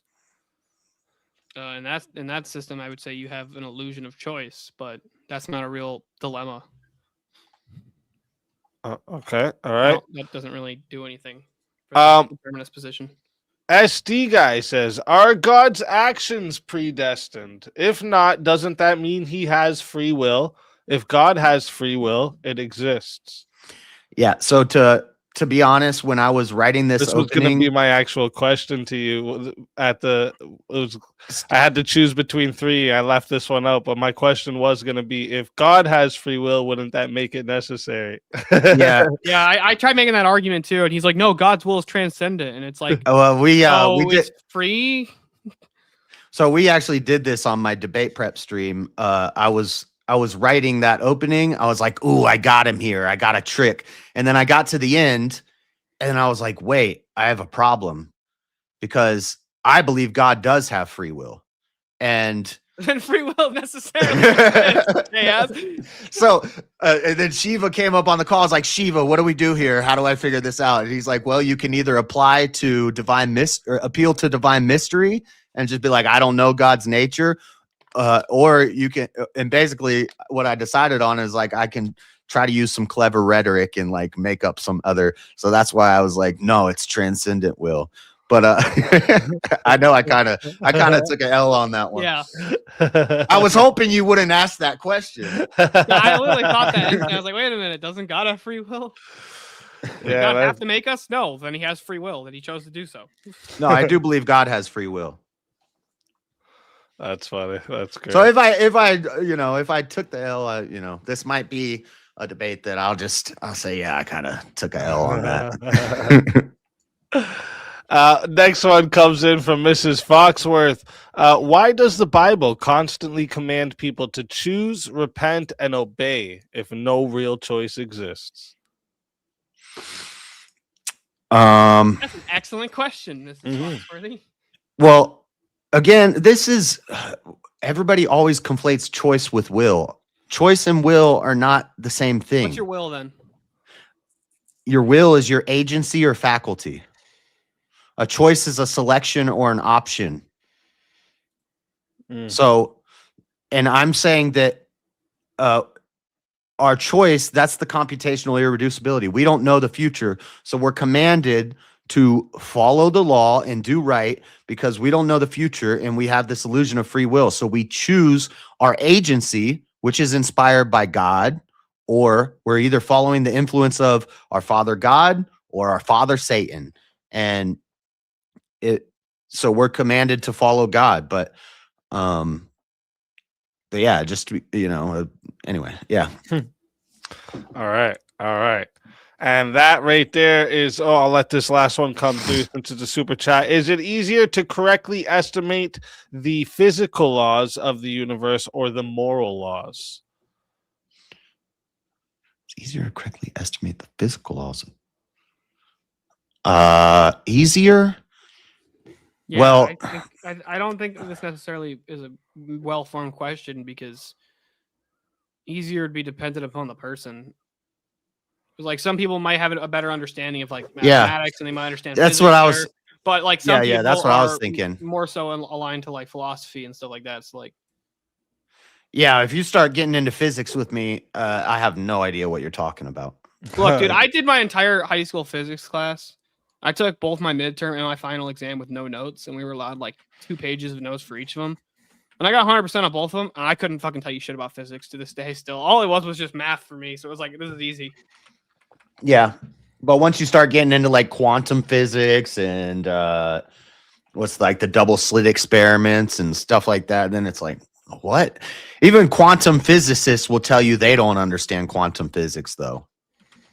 Yeah. I saw a guy was doing a college course, and he's like, I just want to tell all the students in this course. He's like a professor. He's like, I'm going to tell all the students in the course. One too. Yeah, I know what you're He's about. like, by the end of this course, You're going to be more confused than you started. you're going to be more confused than when you started, and that's how we all feel. Like none of us even understand what we're talking about. So yeah, that's I seen that exact same one. It's funny. He's basically says like everyone will tell you that nobody actually knows the secret to knowing is that nobody actually knows. That's or something along those lines. Yep. It's a good one. I think he would. I think with this question, I think like a different way of asking it would have been like, is it easier to discover and agree upon the physical laws of the universe than the moral laws? And if so, like, what would that suggest about whether free will is necessary? I guess easier to agree on, like, do I think more people can understand empirical sense data? And yeah, that's what I'm thinking. Like, well, the physical laws of the universe are observable, empirically. testable. Yeah, we can do experiments and we can figure it out. Whereas morals is, there's still a debate about, are they subjective? Are they objective? Who decides what's right and what's wrong? You kind of just have to appeal to whatever God you serve, lowercase g or uppercase g. So is it easier? I don't know. I don't know. They're both difficult. Yeah, that's fair. That's fair. And that right there, guys, is going to wrap up the Q&A for tonight. Thank you to everyone in the live chat for all the questions, the engagement, the support. It is really what allows me to keep bringing you these debates and the entire Swords of Reason experience week after week is because of you guys, and I appreciate every single one of you. And of course, a huge thank you to our debaters, which is another big reason for the Swords of Reason experience week after week. Big thank you to them for stepping into the arena tonight, sharpening their ideas in front of us all. And let me, before we move on, let me check real quick. Are you both planning to stay for the after panel? For like 20 minutes. Okay, I am. And yes, and by the way, all of you should come on Friday to watch me debate Destiny. Oh, shit. Destiny? Okay. How'd you pull that off? Anyway. Nice. So here's what's happening next, okay? We're going to roll the debate outro song and video, okay? It's going to run for about 4 minutes. Perfect time. Hit the washroom, grab a drink, stretch your legs, whatever you need to do before the chaos and chill begins. During the outro, I'm going to drop the link in the chat for anyone who wants to join the open panel, test your ideas, continue the conversation. Anyone is welcome to hop in. Just come in ready to think, question, debate. If you're coming on to just, troll or bring your personal dramas with the debaters or any of this, you're probably just going to get muted and booted pretty quickly. So, while you're ahead with that idea, just quit.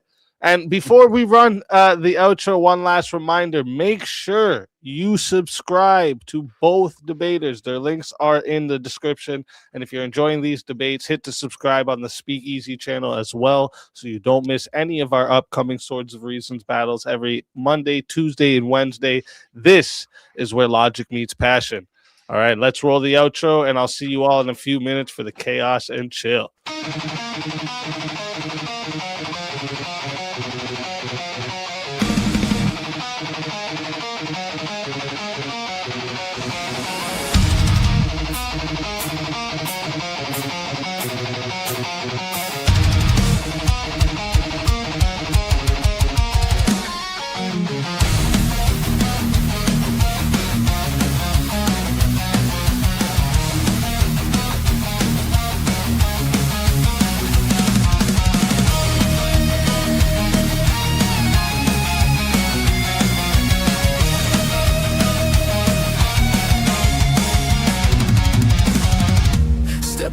circle where the echoes collide. Truth through the static, no place to hide. Iron tongues, sharpen fire in our breath. We dance with conviction on the edge of death. Your words are bullets, mine are storms. Ideas forged where lightning forms. No retreat, no treason. This is the season. We clash our swords of reason. Cut through lies with steel precision. No faith, no fear, just raw collision. We clash our swords of reason.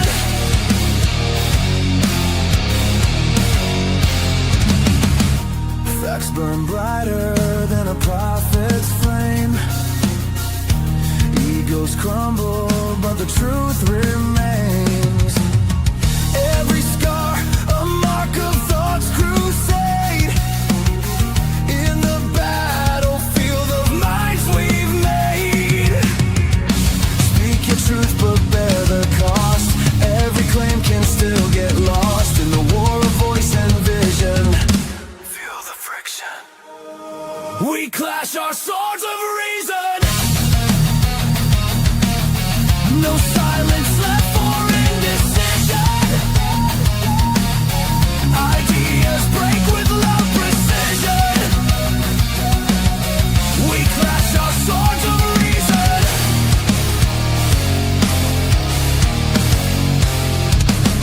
Strike me with logic, I'll bleed my proof.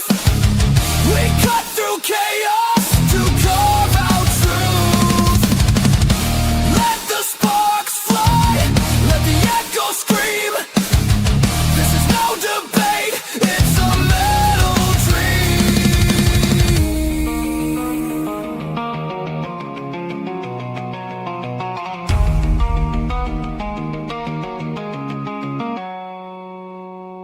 We clash our swords of reason. In the storm of thought's collision. Forged in fire, pure precision. We clash our swords of reason. Reason bleeds but never dies.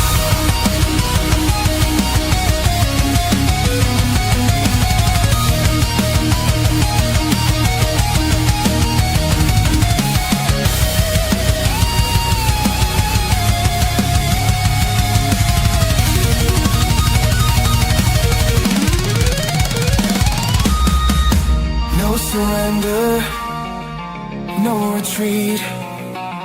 In the war of words, we find a beat. Swords of reason. Testing.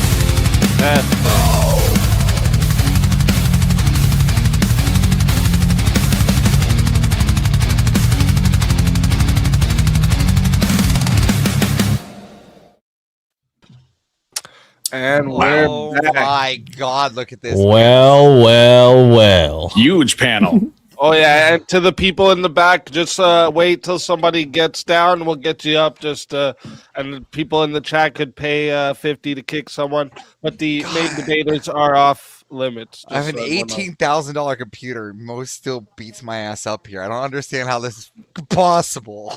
I'm just I don't know. $1,000 computer. Have you ever heard of a band called Trivium? Just special, I guess. Trivia. I foreknew. I had foreknew knowledge. Yeah. He was predetermined. I was to get up to the panel predetermined first. to click it first. Oh, what just happened? Why did it just kick everyone? What the fuck? Hold up. What in the world is going on here? Why did it do that? It literally just kicked everyone. Wow, man. that? Something I said? Jeez. That was so weird. Well, I that was switched predestined. scenes. Was that free willed? Yeah. Sovereign interference. My free will was just infringed upon by putting backstage. I A think key question.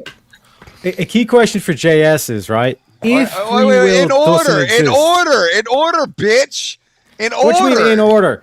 Shut the You mean, fuck hold on, up. I'll explain. Shut the fuck up. And then you Yeah, fucking go leprechaun. lick my left hold on. nutsack. Okay, Because I got a question. JS. I got a question too. Yeah, Hold you on, got hold on, nothing. like, here's You the- got here's nothing. the Oh, actually, no. Go ahead, Average. Let's give Average a Mo was soapbox. first. Yeah. Mo was first. No, I'll wait. I Oh, want to now, hear this. yeah, give him the No, fucking Mo- stage, and he just says, "Oh no, I want Mo to go on." Shut the fuck up. No, it's Right, an JS. order. It's an order. Shut the fuck up, bitch. Back the fuck up. I'll knock the fuck out you. Damn, man. Hey. That's a crack. I'm playing, Average. I am playing. Correct. What do you mean? You ain't He's playing, an you're Ameri- so- he's an American. I'm a little Irish guy. What Yeah, get no, angry? thank you, easy. Thank you, easy. Right now, He's an angry JS. little elf. Right? If Leprechaun, if free will Same shit. doesn't exist, how do you delineate between slavery and non-slavery? Slavery is against your will. It's unchosen. So Oh, It's so unchosen. free will does exist. Oh, okay. Alhamdulillah. Were you free will exists predetermined to be a because of slave? slavery. Were you predetermined to be a slave? What he's saying is the entailment of slavery's existence and what it means by definition implies that free will exists. That's what Yeah, the he's saying. entailment would have to be free will. It Yeah. has to exist in order for slavery to exist. No. Yeah. No. JS, you just said one sec. JS, you just said slavery was would an mean that amazing your will was impeded That was or your will was Professor Dave. infringed. I'm right because I'm meaning right. it was no longer free. I never said there's no such thing as will. My argument was for contingent will, not free. So if you have will, between slavery and not. So what If it's kind of- all just contingent will, kind of free then will you even arguing? a slave, that's just contingent because- will. because if you're a slave, your will is being restricted, and that's contingent Ah. on a slave owner capturing you. Wait, if you're predetermined, Why isn't- are you a slave? isn't Because isn't your will being inflicted upon if God predetermines your will? yeah, there is an agency. It's just not free. So they were predetermined to be slaves. So you say Like, there's a we're all scope of it, but it's a predetermined to lim- be so what you're slaves. saying is there's Yeah. a scope of it, but it's a limited scope. Is that what Average you're is saying? predetermined to look like he has. And like he was whether we born with mean- chromosomes. What happens if you're born to parents that are slaves and you yourself become a slave because you're their child and born on a plantation? Or that doesn't even have to be the case. What if you're living in Africa? There's a physical slave and a metaphysical slave, but like a physical slave, What's if a you're metaphysical working slave? What's a metaphysical slave? like a slave to God. See, What? when I was arguing against Aiden on slavery, when I said the only possible justification for slavery would be ontological slavery, what I was saying was that everyone's on the same level. There's nobody who is actually a slave or deserves by their very foundational nature to be a slave. So when you say metaphysical slave, it sounds like just like a fiction just to make a point. So what are you getting at? It sounds like I mean- sophistry a little bit. I mean, a slave to Christ. Well, hold on. Are you choosing? But you're a slave to follow sin Christ? if you're not a slave to Christ. Exactly. That's the Hold on, wait, metaphysical slavery. Are you Then the choosing- physical are you choosing physical follow Christ? slavery is when I'm some African guy and I'm out in the fields one day, and then some other tribe rolls up and locks me in a cage and sends me over to America. I didn't choose that. I didn't freely will that. Right. So I think what you're getting at is the fact that you're in a circumstance of human to human contact. That doesn't change your fundamental nature. That's what you're trying to argue. You're arguing when you're talking about will in this debate, you're talking about your fundamental nature, which might be imposed upon in a different way by other humans. That we're not talking about how humans work with God, though. Right. I don't know. You So didn't there's even the understand what you just. I don't know what you Right. just said. So here's the thing. There's the human to human level, right? If I push Yes. you and you That's go the backwards, physical slavery. right? But have I made? Does that a reflection on? I'm you a and your wage humanity? slave. But that's not a reflection on your humanity, right? If I push you, like, because I'm not God and your existence is not contingent upon me. We're on the same level, right? Right. And then what I mean by metaphysical slavery is you're either a slave to your father, Christ, God, Christ, or you're a slave to sin. Right. On the will level, like on the scope of your will, right? Not in the fact that you don't make choices, but that the nature of your will is limited in terms of who you're a slave to. Yeah. Like, do you not see how you're caught in a bind here? JS, because you're saying there is no free will, it's all just contingent will.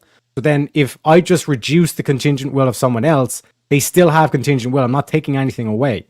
Right. So by your worldview, slavery is not a thing. It doesn't exist. Yeah, eventually we have to get to the necessary. From the contingent, we have to find the necessary. Otherwise, If we God have has infinite free will and regress. it's part of his nature, So- then free will necessarily has to exist.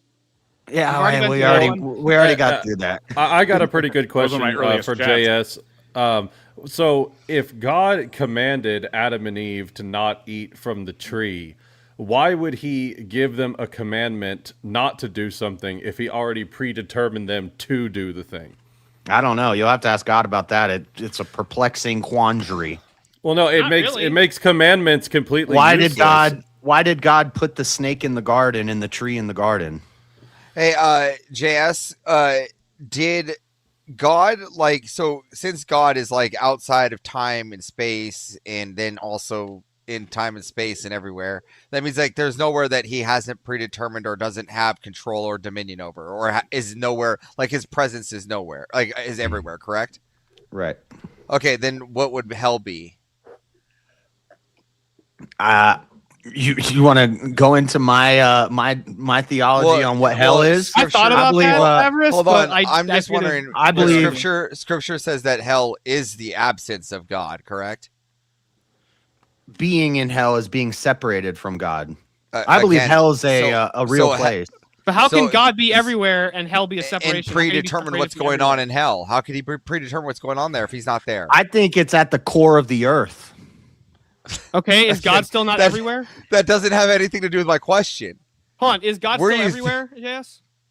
You want to get into Hollow Earth? You want to get into Agartha No, and hold the on. tunnels and the Hold on. Leviathan? I mean, if being you in want the to get depths? into a big ball of ice theory, I'm more than happy to. What we're talking about here is Is the God absence everywhere? of God The in pit- the hell pit right that now. opened That's up what and we're- swallowed the Kohathites, and they fell into they fell down Listen, into the pit of the earth. Listen, No, you're JS, it's not- pivoting my question. My Yeah. question is simple. If God is everywhere and can predetermine everything and has determined it all, then how is he absent from hell? Then how He's is not. he okay, then Then how can you be separated from how God does if he's not everywhere? How Like, that does doesn't make any scripture sense. directly say that the hell My is landlord- the absent? How My does landlord owns my scripture- apartment, but I've never talked to him before. I would need Scripture- a No, that's a chapter bad and argument, verse for that okay. citation. Yeah. though. Yeah, 2 Thessalonians 1:9. God gave Satan dominion over the earth. He But is God allows in the him. earth? Is God still omnipresent on earth?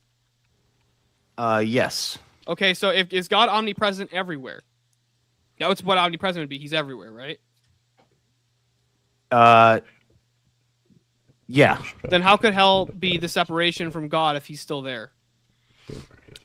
Well, God, do you think that an atheist? So you can have hell and heaven on earth while you're alive.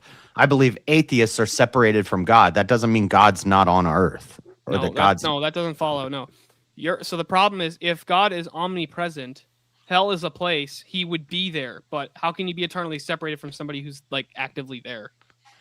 He's there, but they don't recognize him. They don't know him, so they're separate from him. So it's the same way.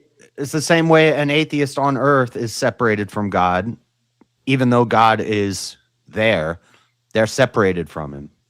Well, no, they're not separated from him, and here's why: because God predetermined them to be atheists, which means he's actually directly influencing. The blind their person world. can't see. The blind person can't see the tree, but it doesn't mean the tree's not there. I grant that, but hold on. The atheist isn't separated from God because God predetermined, which means he's actively involved in their beliefs. He's actively willing them to not believe in him. So he's actually there. They can't be separated from God if he's right there and he's actually actively influencing them. Have you read Jude verse 4, where it talks about, for there are certain men crept in unawares who were before of old ordained to this condemnation, ungodly men turning the grace of our God into lasciviousness and denying the only Lord God and our Lord Jesus Christ? Have I read it? Sure. No, well, I'm asking everybody else in the panel who's an opposite. I'm a compatibilist, so I disagree and agree with you both at the same time in different ways.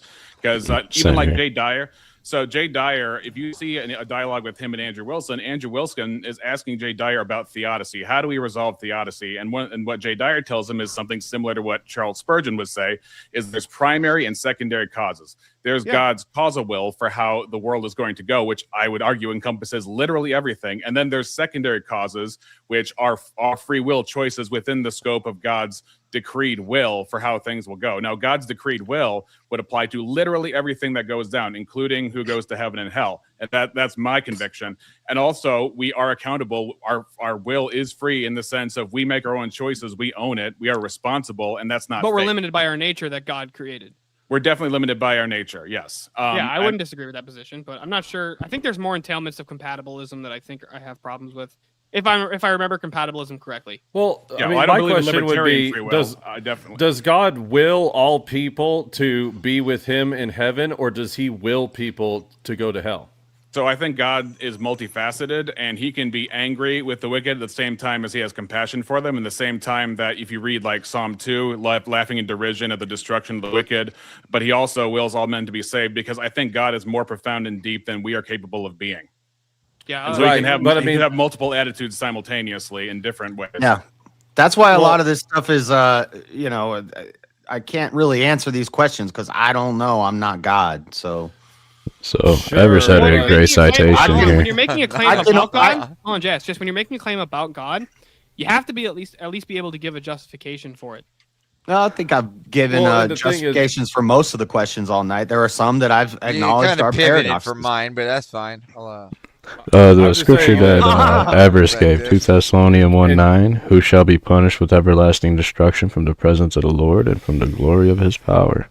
Yep. Yeah. There's different degrees of presence, too, because there's God's manifest presence, like in the temple, which, by the way, He withdrew His manifest presence when Jesus says, your temple is left unto you desolate. That means that the presence of the Lord had left during the time of Jesus.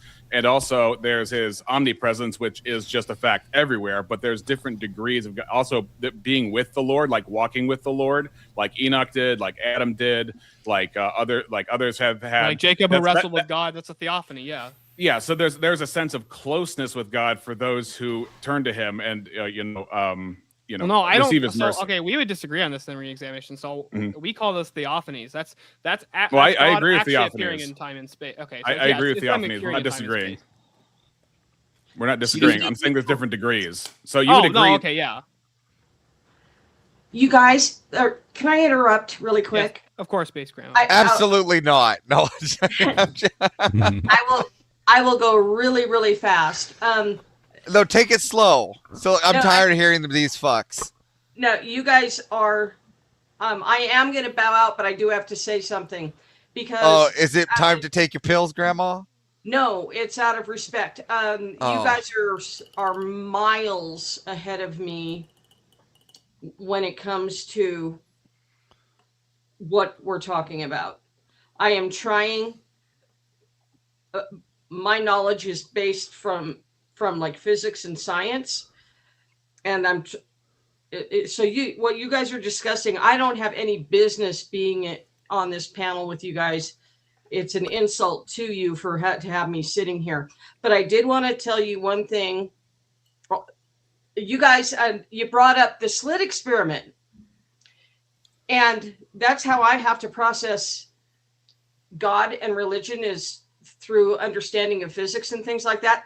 Right now, my son is working with me. Anyway, my son and I were discussing the slit experiment, and he answered it. He came up with the answer. And I think I've already told Reverend Russ that, and Avarice might know this as well. But gentlemen, the answer to the slit experiment is the only thing that holds us together. If you guys understand the slit experiment, when particles are being observed, they behave. When they're not being observed, they act chaotically. And my son realized, because it has driven many scientists to insanity, and it was my son, and he wouldn't take credit for it. He said God told him to say it. So I'm saying it for him from God to you guys. that the answer to the slit experiment is that we are held together physically because we're under constant observation from God. And that's the answer to the slit experiment. It's not many worlds. Yeah, I didn't know that. I thought the answer to the slit experiment was to aim for the clitoris. Stop. Come on. That was based. I'm sorry. It's okay. This is why we can't have nice things. It's a family show. It's okay. I love degenerate, that, dude. No, that was deep and based, Grandma. I That like was that. DGen level 9,000 average. What Average said was retarded. It does have. I never take offense to anything Aver says because I know he loves me. It's my favorite experiment. I'm sorry. Yeah, what can you say? Anyway, gentlemen, you guys are so far ahead of me. So I'm gonna bow out. My wife says hi, Premonition, by the way. She's like knacking at me to tell you to say hi. And kiss the baby. But you guys, I am learning and I'm struggling. It's so complicated. And I don't know why physics is so simple and this is so complicated, and I believe. See, it's the opposite to me. Well, yeah, they're both confusing. Anyway, but you guys, I have no business being here. You're muted, Easy. Before you go, Premonition, we have a question for you. It says, Premonition, do you prefer the OG 1979 Carl Sagan Cosmos or the Neil deGrasse Tyson reboot? Well, are these TV shows? What is this? Yeah, you don't know the Cosmos show? The one that you guys probably know the one Neil deGrasse Tyson did at least, right? I know the OG one. I'm aware of Neil deGrasse. I think Neil deGrasse is a hack. So yeah, Carl Sagan how did you that define first. hacks. If you put the ice in an elevator, it goes you would up. you would have to go with Carl Sagan, but there are people who have they've now combined it. And they've got an understanding of it, like I was just discussing about my son and the slit experiment. So we've gone past those guys. As a matter of fact, before Einstein died and the AI tech is now saying that the universe cannot work without the existence of God. And prior to Einstein's death, he said the same thing. So these scientists all circle back to God. Yeah, it's basically a transcendental argument. It's that does logic exist if no human minds are there to observe it? Yeah, because God is the ultimate that's observer. The answer to the slit experiment, and it was my son who was told it. And I told my son, I said, "My God, you just answered the slit experiment." And he goes, "No, God told me. And I said, okay, I won't give you. All right. But anyway, gentlemen, that's it. And I am gonna watch and learn. But there are people waiting that are more deserving than I. So you guys you're all so lovely. And I'll watch from the sidelines. And we'll see you later in the week. Thank you so much. You're so Later, lovely Base as Grandma. well. We all love you, Thank Base you for Grandma. coming. God bless. Premonition. That's one of my favorite experiments because it involves waves and friction. Are they waves or are they and a little bit of particle friction? And are they? I don't know. But if you create a wave motion on what we call the clitoral, shut the fuck up, this guy. Why do we even let him speak? Going back to that main point though, where JS was bringing up hell, right? Is hell a physical place or is it a metaphysical place? I would argue it's a metaphysical place because like the whole absence of God. Like, it can't be physical then. So, ergo, what do we mean that it's not a physical place, it's a metaphysical place? When you look at the likes of these trans, when you look at the likes of, like, these atheists on this kind of shit, they're on all this medication, all this shit, because, what like, she just said their mind is... Well, but what Christ she just said, said don't explains it. Just because the scientists are in the presence of the double slit experiment, but they're not looking at it. I'm not talking about double slit. God is in the presence, but he can turn his back on something. He can not look at now. But if he turns his back, he still knows what's going to happen in your book. Yeah, God knows what's happening in hell. I think. Well, to answer Terry, everything real quick.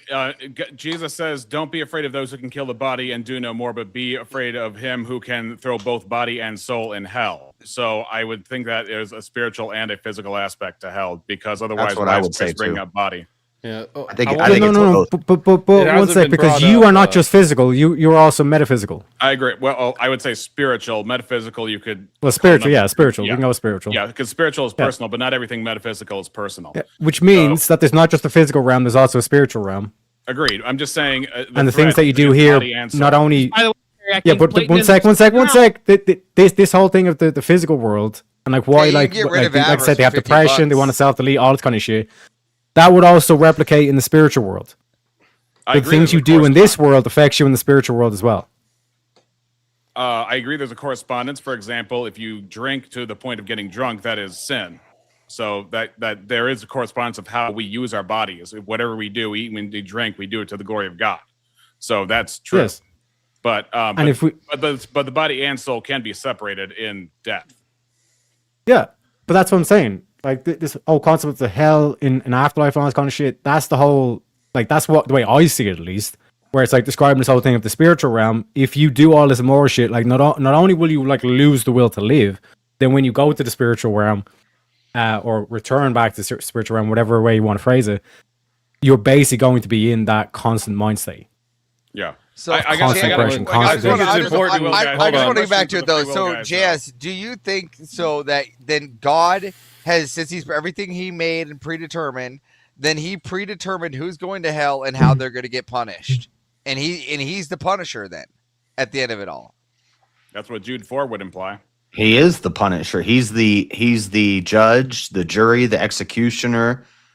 So then when you go down to hell, he's the one that he's already predetermined all the stuff that it's going to happen for you before you were even born. What re-examine Rev? What's the verse about the pot that was made for You're talking about Romans destruction? 9. Romans 9 is usually the kill shot for in terms of determinism and in terms of our will. Now, I'm a compatibilist, so I don't deny free will. I just think there's a mystery to it that is both are taught in Scripture, and we accept both by faith, even if we can't understand or mathematically formulate how that's going to work. Well, how does that verse go? It's it's usually the like pot, Romans the pot 9. that's made for destruction and the pot that's made for the benefit. Romans And 9:21. the pot. Have not the power over the clay of the same lump to make one vessel unto honor, another unto dishonor. What if God, willing to show his wrath and to make his power known, endured with much long suffering the vessels of wrath fitted for destruction, and that he might make known the riches of his glory in the vessels of mercy, which he had afore prepared unto glory. So God makes people for destruction, and God makes other people for righteousness. And the pot doesn't ask the potter, "Why did I get made this way?" But also we can go up to 9:12 and read from there. It was said unto her, the elder shall serve the younger, as it is written, Jacob have I loved, but Esau have I hated. What shall we say then? Is there unrighteousness with God? God forbid. For he said to Moses, I will have mercy on whom I will have mercy, and I will have compassion on whom I will have compassion. Right, and that's why I bring up John the Baptist and Mary and Adam and all those things, because I'm saying if God is merely using prophecy as a way of giving a report, then is God just a passive observer, and then God is just saying what's going to happen? It's hard to ask JS certain questions like this because he'll just go, I don't know. No, not JS. I'm not God. Not JS. The people who Probably who are answered more all your skeptical. questions. But I have to avoid some questions because you'll say, I don't know, I'm not God. Though I'm not talking about the ones that are more skeptical about predestination, which would be, is God, if prophecy is what God has said is going to happen, then is God just a passive observer in prophecies that will happen, just saying what's going to happen in the future because of the efficient cause that has nothing to do with him, but has to do with what's going on in the physical universe? That's confusing dependence with participation. Like under dependence model, like God. Doesn't mean hold on. Shut the fuck up. Under the dependence model, God cannot act unless humans allow him. So yeah, that would restrict God's sovereignty. But under a participation model, God chooses to act through humans he knows will cooperate. So this preserves his sovereignty. It's the same thing. Like if I look into the future and I know that JS is never going to have an urban adventure again, am I making the choice for him? No, he's choosing not to do this. Okay, just because I know about it doesn't mean I'm causing it. Okay, but who makes the person? Now that you've told JS that that in the future he will have no urban adventures, but now he decides that he's going to have an urban adventure.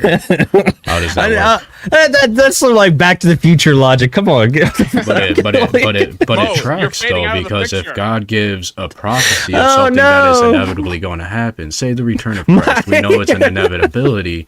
Now, how can man, knowing that this is going to be the future, act in a way that can change that future?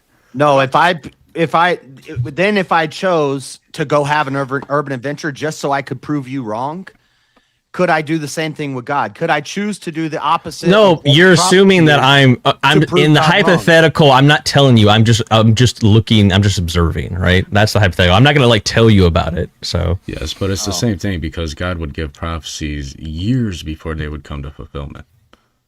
We Yeah. And even the book of Revelation. But like but the he return would of know Christ, that the people that he's that's giving correct. prophecies are going to act a certain way, right?